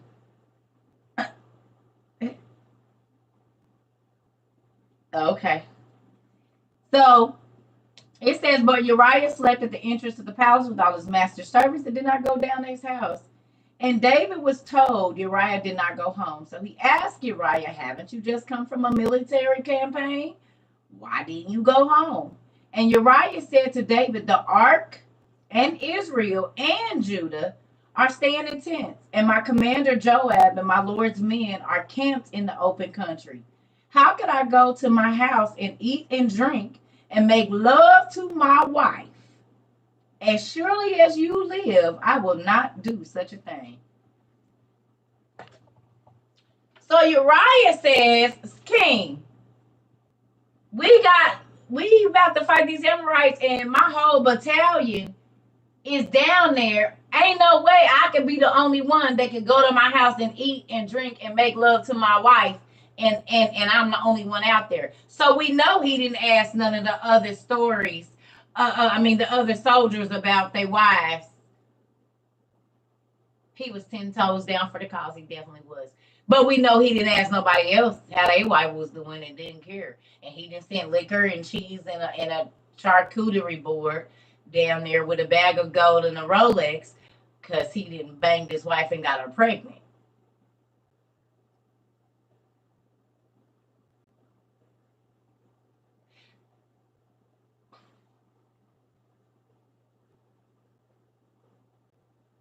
Are y'all seeing how crazy this is? But this is all going on right now. You say it every day. Telling on himself. Come on, Sarah. Okay. Okay. Because you doing a whole lot. You doing a whole lot, sir. You didn't pick him out of everybody else. So y'all ever heard sorry, I slept with your wife. Here's a promotion and a watch. Right. Right. Then David said, we at 12, y'all. Then David said to him, stay here one more day, and tomorrow I'll send you back. So Uriah remained in Jerusalem that day and the next. At David's invitation, he ate and drank with him, and David made him drunk. Y'all ready for this? Watch out for the people that always want to turn up with you. They might have an ulterior motive. It's Kanisha or Kanika Jenkins, the young lady that went down to Mexico, and a number of other people that I know personally.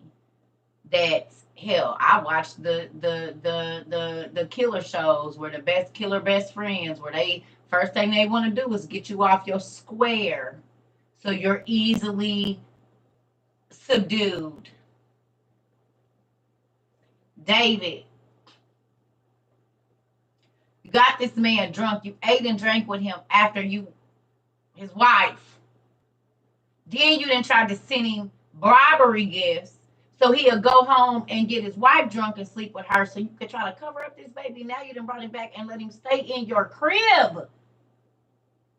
It sounded real P. Diddy-ish to me. Ain't this sounding like P. Diddy a little bit? No? Kind of sounding P. Diddy-ish to me.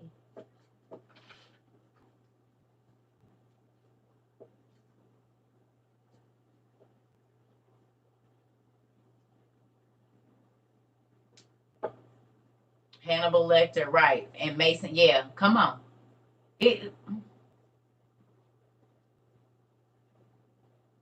Auntie, why are you laughing at me? Mm-mm-mm. Keep your friends close and your enemies closer. That's exactly what he was doing. My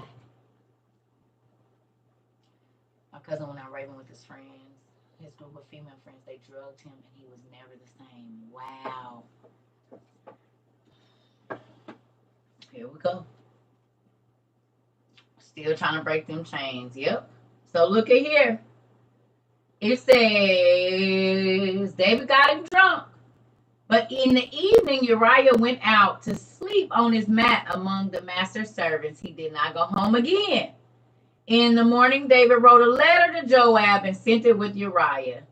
In it, he wrote, "Put Uriah out in front where the fighting is fiercest.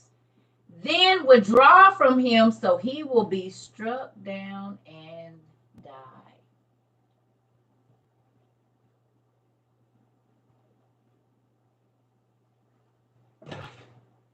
You gotta be a dirty.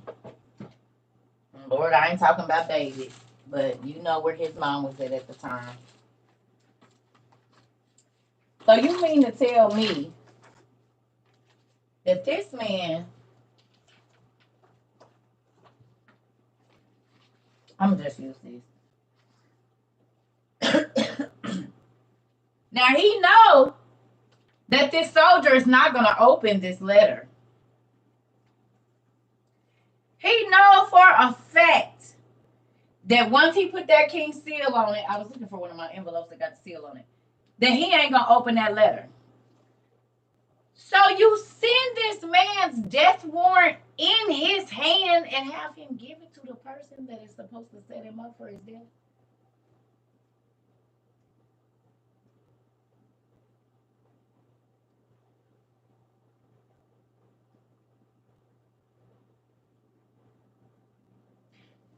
On the paper that he handed to Uriah, the man that he just got drunk and tried to bribe to go home 2-3 different times to sleep with his wife after he even slept with his wife and got pregnant, he writes on a piece of paper, "Kill him."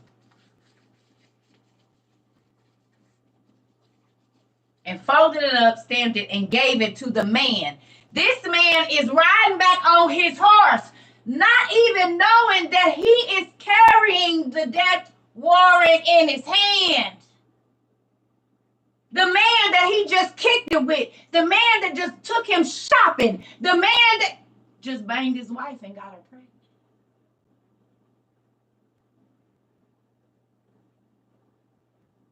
The one that said, "Oh, David, Uriah, how your family doing? I sent you all them gifts down there. Daddy, come party with me, Daddy."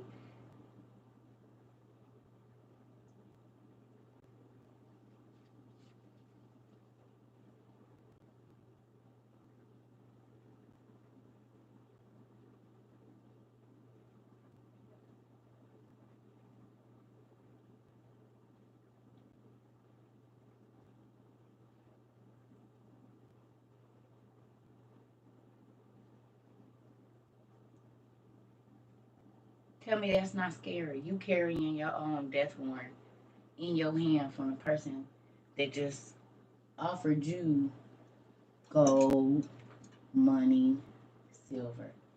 Okay, let me ask y'all a question. Ain't this how serial killers do it?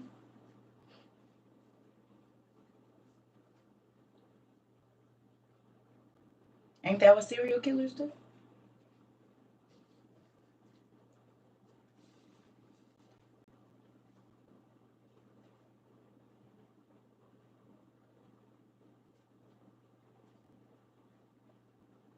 They trick you into thinking they're a nice person. They're going to take you out. They're going to do this and that. They get you a car. And they plan to kill you from the whole time.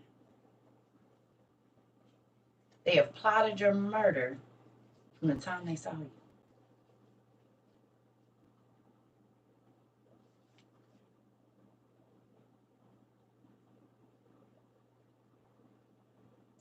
The sad part about it is, this man really thought that David had his best interest at heart. And think about this.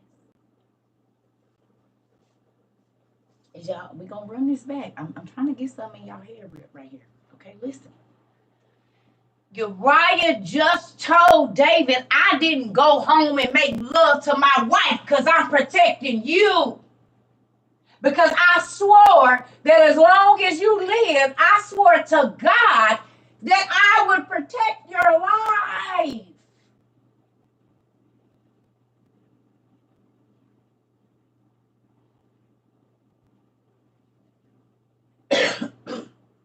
Excuse me.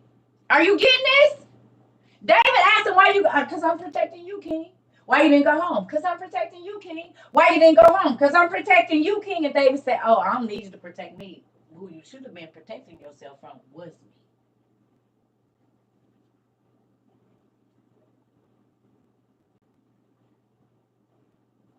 That sometimes the same people life you be trying to save is the person that plans to cut your throat.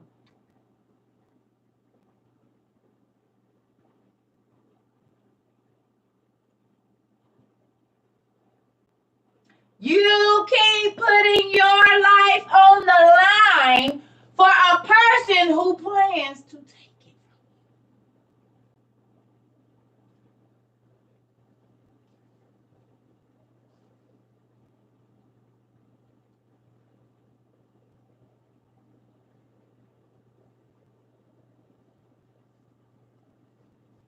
Think about that. Why you didn't go home? Because I'm protecting you. Why you didn't go home? Because I'm protecting you. Why you didn't go home? Because I'm protecting you.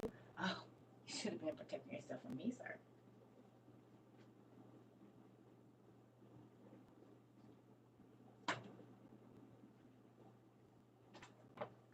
Y'all don't be reading the Bible right. Y'all be reading it. Y'all don't be seeing your cousins and your uncles and your aunties and that story on the TV. But when I read it, the people pop up, I'll be like, ooh, I know exactly who this is. Ooh.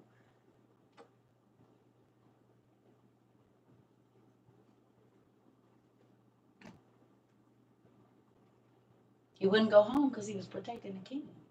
But the king was trying to take his life. First, he tried to take, well, first he did take his wife. He took her down, got her pregnant, and now he got to get you out the way.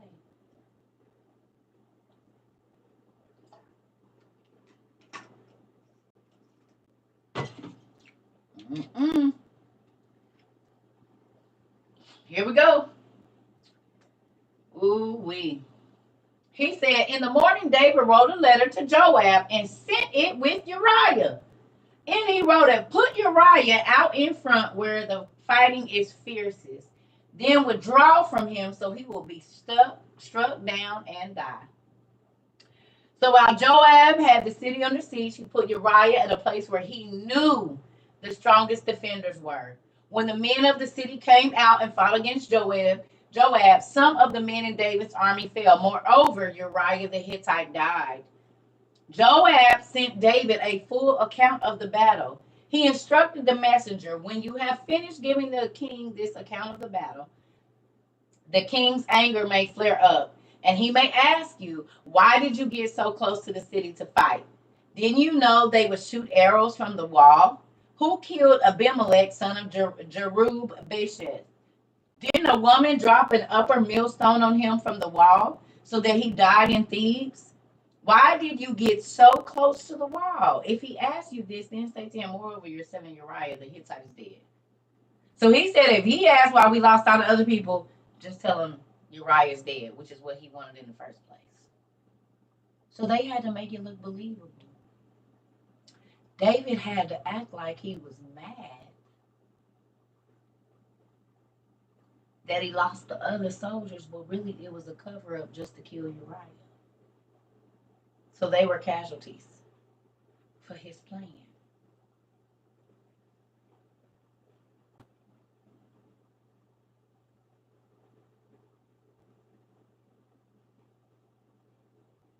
So there were several people that lost their lives, so David could cover up his sin. This is why I tell y'all I don't do liars, because liars will get you killed to keep their lie going.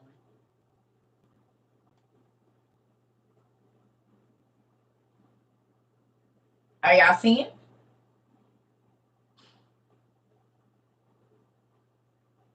Y'all didn't think it was this much drama in just these few little 13 chapters, did you? 14, 15, 16.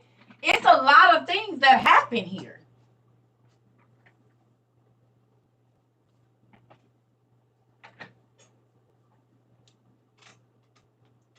Mm-hmm. So look, 23, 22. It says the messenger set out, and when he arrived, he told David everything Joab had sent him to say. The messenger said to David, the men overpowered us and came out against us in the open, but we drove them back to the entrance of the city gate. Then the archers shot arrows at your servants from the wall, and some of the king's men died. Moreover, your servant Uriah the Hittite is dead. David told the messenger, say this to Joab, don't let this upset you. The sword devours one as well as another. Press the attack against the city and destroy it. Say this to encourage Joab. When Uriah's wife heard that her husband was dead, she mourned for him. After the time of mourning was over, David had her brought to his house, and she became his wife and bore him a son. But the thing David had done displeased the Lord.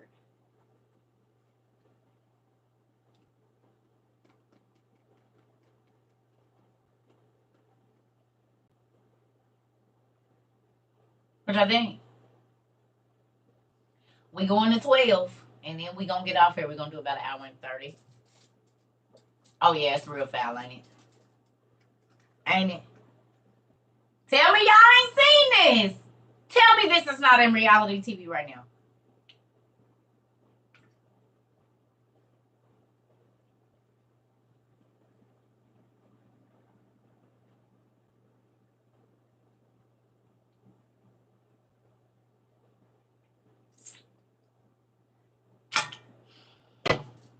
This in reality TV right now. You said I totally read this story wrong. Oh baby. See, this is why I say, but no, you didn't. You got a foundation. Now you're going back and you really gonna dissect it. This is why I say, y'all, please just don't read to say, oh, I read the whole Bible. If it take you 3 weeks to go through literally one chapter of the Bible because you're looking up everybody's names, who they were connected to, where they lived, what their story was, and then go back and read it, it's gonna make so much sense. Do you understand?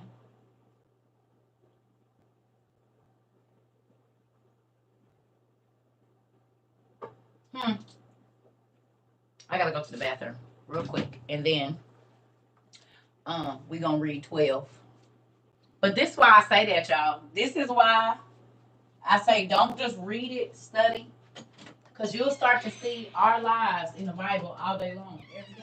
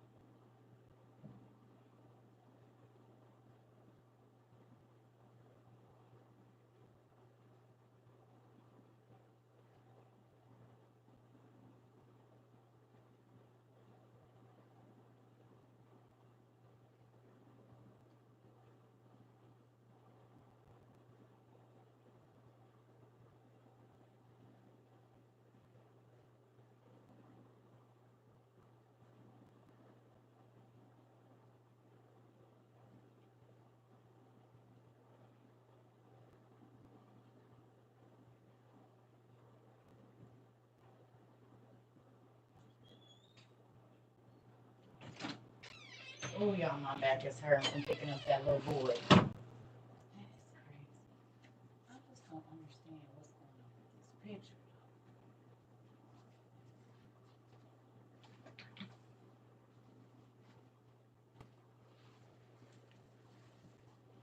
Uh-oh, what y'all talking about that I didn't miss that on? What y'all talking about?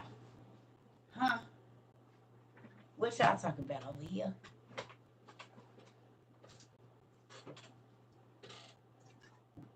Oh, excuse me.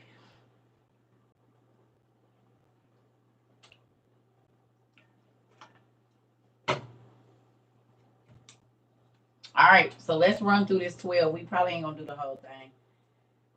Maybe we will. Okay, so it says the Lord sent Nathan to David. Nathan is a prophet. Nathan is a prophet. And Nathan was not around when David was doing all that he was doing. Nathan wasn't there when he bust. Good morning, Tyreek. Nathan wasn't there when he bust Bathsheba down.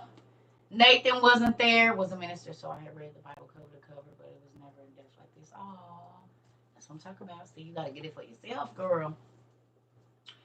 But Nathan wasn't around when he was getting drunk with Uriah, when he sent the Rolex and the money and the wine and the cheese and the charcuterie board down there to him. He wasn't there for none of that. Right? He wasn't there for none of that. Okay? But God sent the prophet to David. Don't nothing you do go unseen. Okay? He said when he came to him, he said there were two men in a certain town, one rich and the other poor. The rich man had a very large number of sheep and cattle, but the poor man had nothing except one little ewe lamb he had bought. He raised it and it grew up with him and his children. It shared his food and drank from his cup and even slept in his arms. It was like a daughter to him. Now a traveler came to the rich man, but the rich man refrained from taking one of his own sheep or cattle to prepare a meal for the traveler who had come to him. Instead, he took the ewe lamb that belonged to the poor man and prepared it for the one who had come to him. David burned with anger against the man and said to Nathan, as surely as the Lord lives, the man who did this must die. He must pay for that lamb 4 times over because he did such a thing and had no pity. So the prophet came and said, hey man, let me tell you a story about this dude I know. He had all the sheep in the world, but instead of him giving somebody his sheep, he took a person's sheep that didn't have nothing. When he had everything, he took the only thing that this man had of value. Okay? Look what the prophet said in 7. He said, then Nathan said to David, you are this man. And this is what the Lord, the God of Israel, says. I anointed you king over Israel. I deliver you from the hand of Saul. I have gave your master's house to you and your master's wives into your arms. I gave you all Israel and all Judah.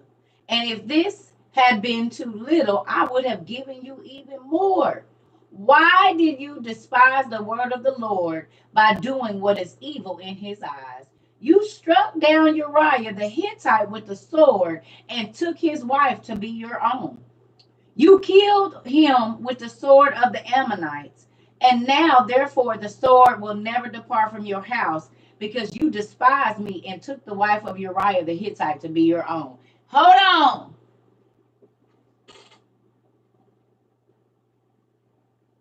Did y'all get that?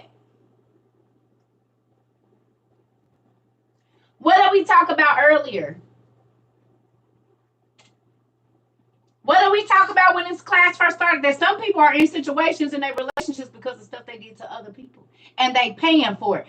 God told him, since you thought you was keeping your hands clean by letting the Ammonites kill him, the sword of the Ammonites is going to be at your door all the time.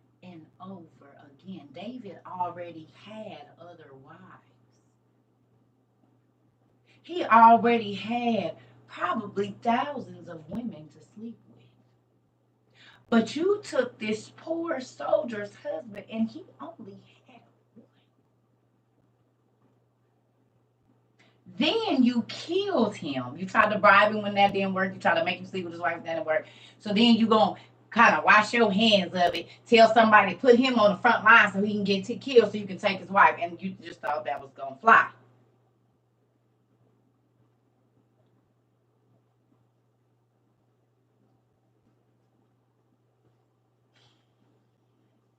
Okay. It says, then David said to Nathan, I have sinned against the Lord. And Nathan replied, the Lord has taken away your sin. You are not going to die. But because by doing this you have shown utter contempt for the Lord, the son born to you will die.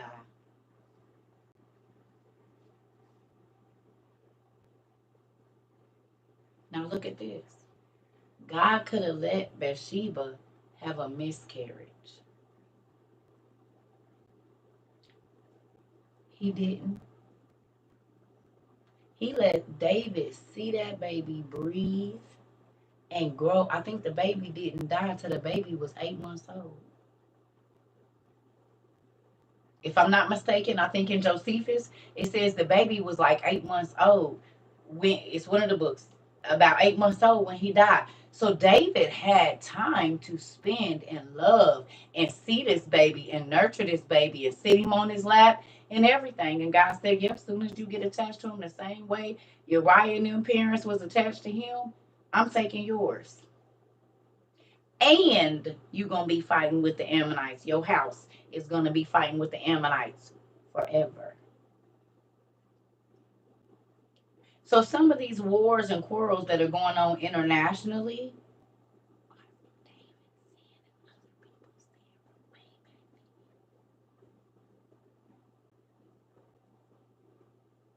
but look at this. He gave him Bathsheba, but he took his other wives. So he got the one he wanted, but the lineage that he could have spread with all of those wives that God had given him, his enemies' wives, God took them away and gave them to David's family members and his friends.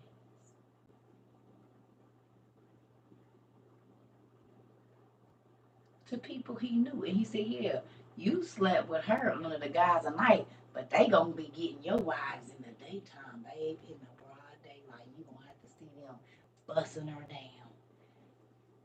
God said this. He said, you slept with Bathsheba in the nighttime, but they gonna be bending them over the balconies and you gonna have to watch.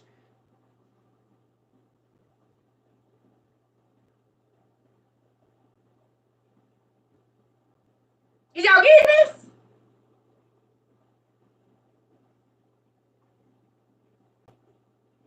That's crazy. Who here can sit and watch somebody sleep with their spouse? And it ain't for your enjoyment. How many people have snapped because they saw a camera of their spouse sleeping and being touched by somebody else? And David didn't just get it once. He said, I'm taking all your wives. You can keep Bathsheba, but everybody else got to go. Since she was so important for you to do what you did, everybody else going to be gone. That's all you're going to have. And you about to have to watch your homeboys, your cousins, your brother, your granddaddy, and whoever else bang out your cheeks.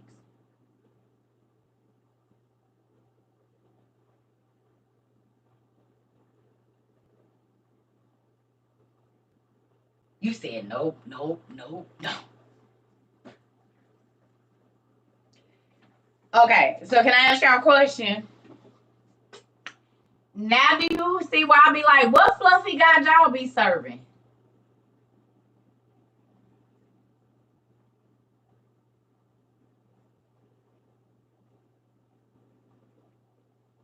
Did y'all see how God paid this dude back? Not only is it going to be people always trying to kill you and your kids, you're going to lose your son that you wanted to have so bad that you tried to cover up the birth of. And your wives, I'm taking them, and all of your friends is going to be sleeping with them. In the daylight, in the broad daylight. Ooh. Oh, I'd be sick to myself.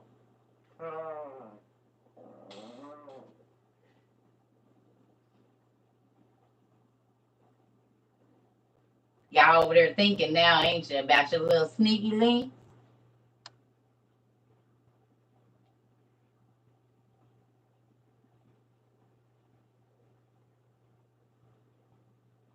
Good afternoon.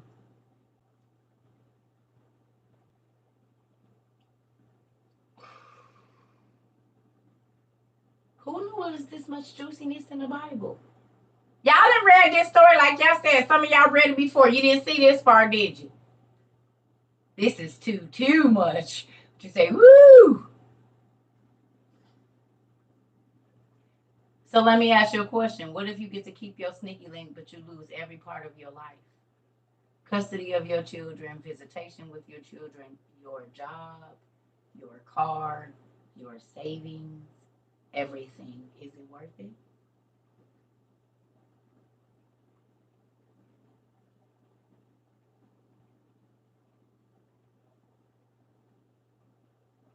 You're gonna get what you want, but can't what you just gotta have, but you lose everything else.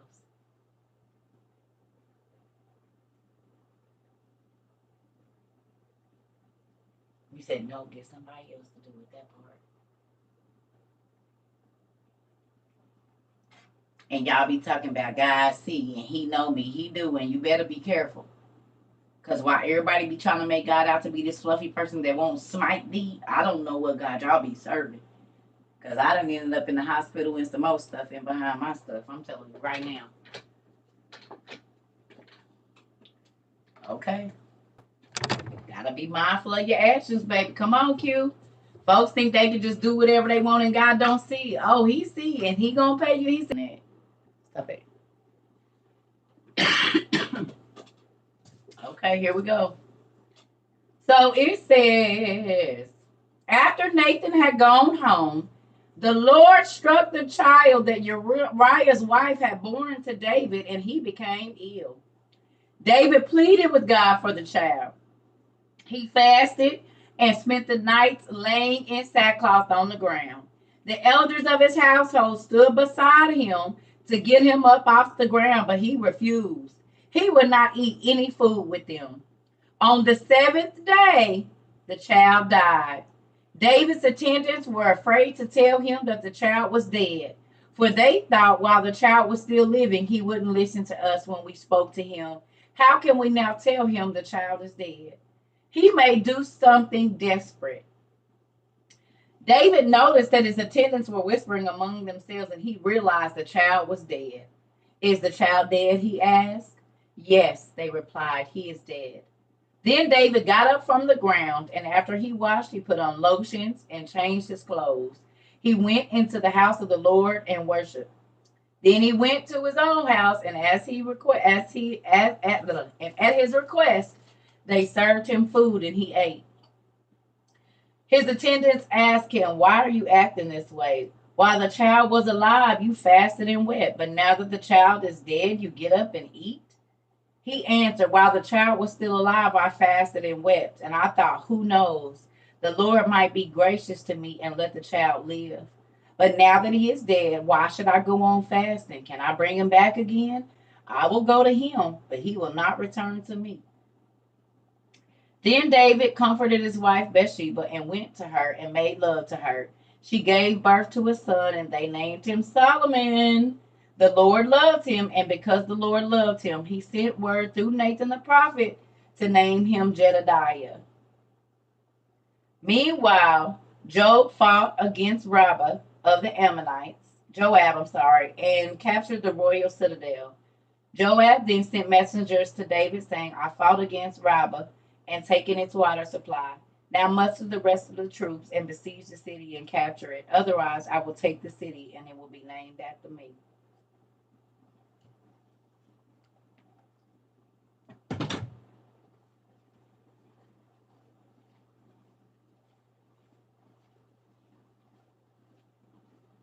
I know somebody that told me that they shot somebody. They don't know if the person passed away or not when it was back in the 90s. And then they got shot. And then their son got shot. And they lost the son. So they lost the son, and their other son has been shot multiple times.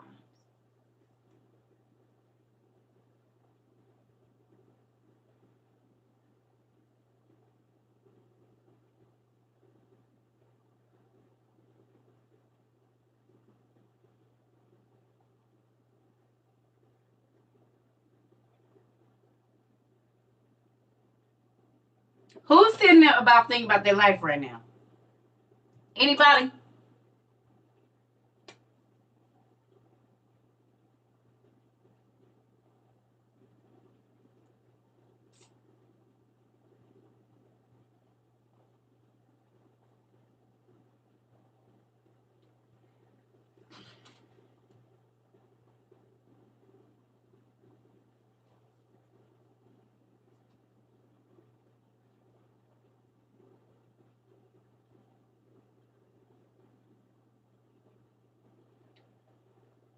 So let me say this to you.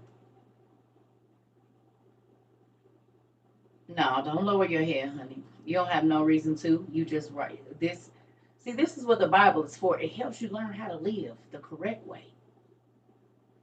People like, oh, the Bible don't got nothing to do with my life. You ain't reading it right.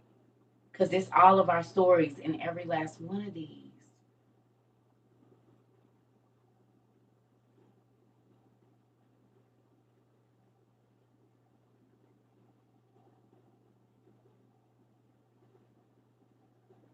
You said got me rocking. Listen. Now you see why God tell you pray for the stuff you did knowingly and unknowingly.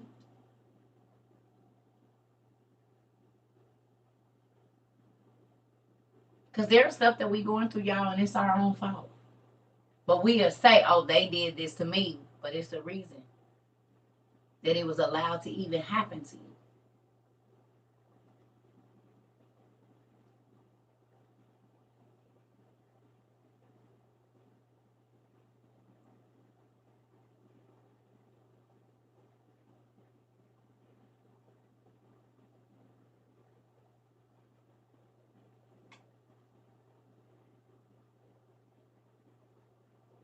Listen, I'm telling y'all.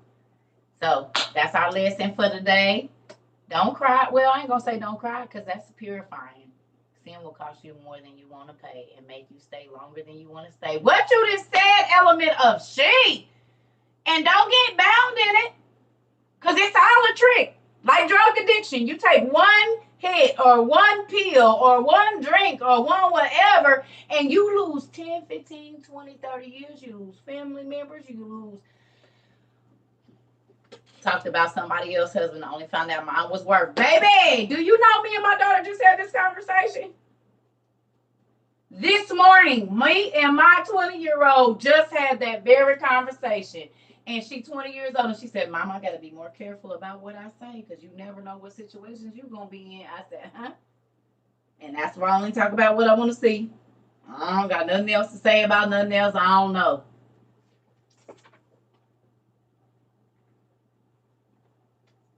Be careful who mouth, who kid you speak on, who whatever, because baby, it'll be your life. You see, David didn't care about messing up nobody else's life, but God, it came right on back around like a boomerang and smacked him in the face and multiplied. Because Uriah's mama and daddy wasn't never going to forget they baby. The people that interacted with Uriah, that loved Uriah, wasn't never going to forget they baby.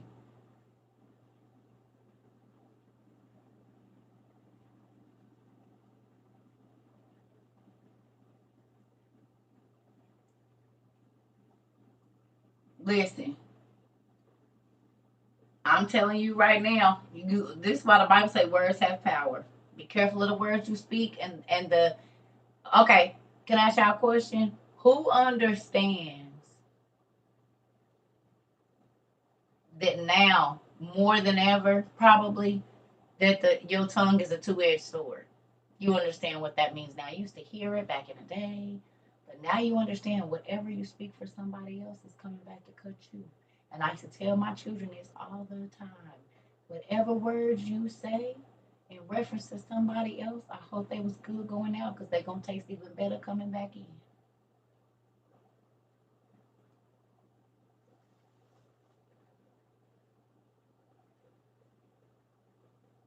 God spoke us and everything that we see into existence with sound, and you use it for hurting folks? Not smart. Not smart at all. Yeah, he took her by force. She had a husband, and her husband was off at war. He didn't have to rape her. She was the king. You don't tell the king no. If the king call you, you go to the king. Plenty of men had to deal with that, with the king getting drunk and sleeping with their wife, and they gotta raise the king's bastard children. You seen Game of Thrones? The king take whatever woman he wants to bed.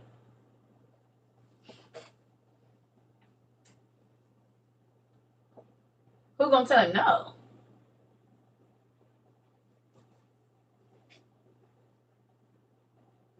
It's like if the president call you, you ain't say no, I'm not going.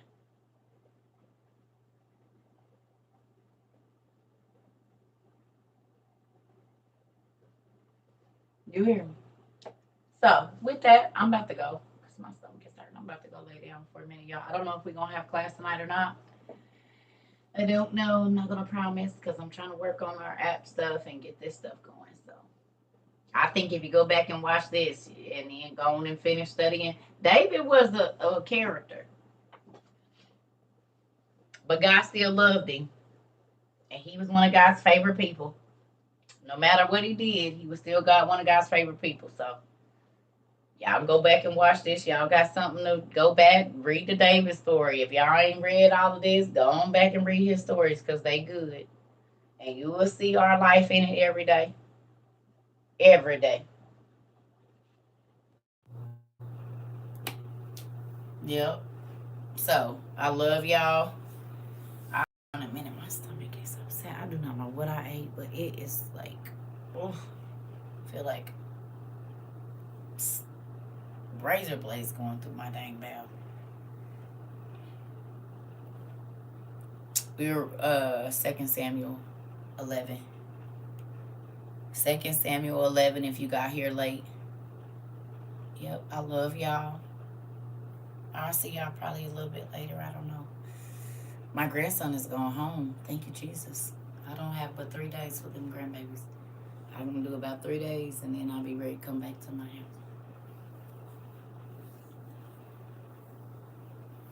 Yep, I love y'all. I'll see y'all in a little bit. Oh, my stomach. I don't know what's going on. All that stuff I ate this weekend got my stomach toe up. Oh, I love y'all. I'll see you later. Bye, y'all. Y'all have a wonderful day, too.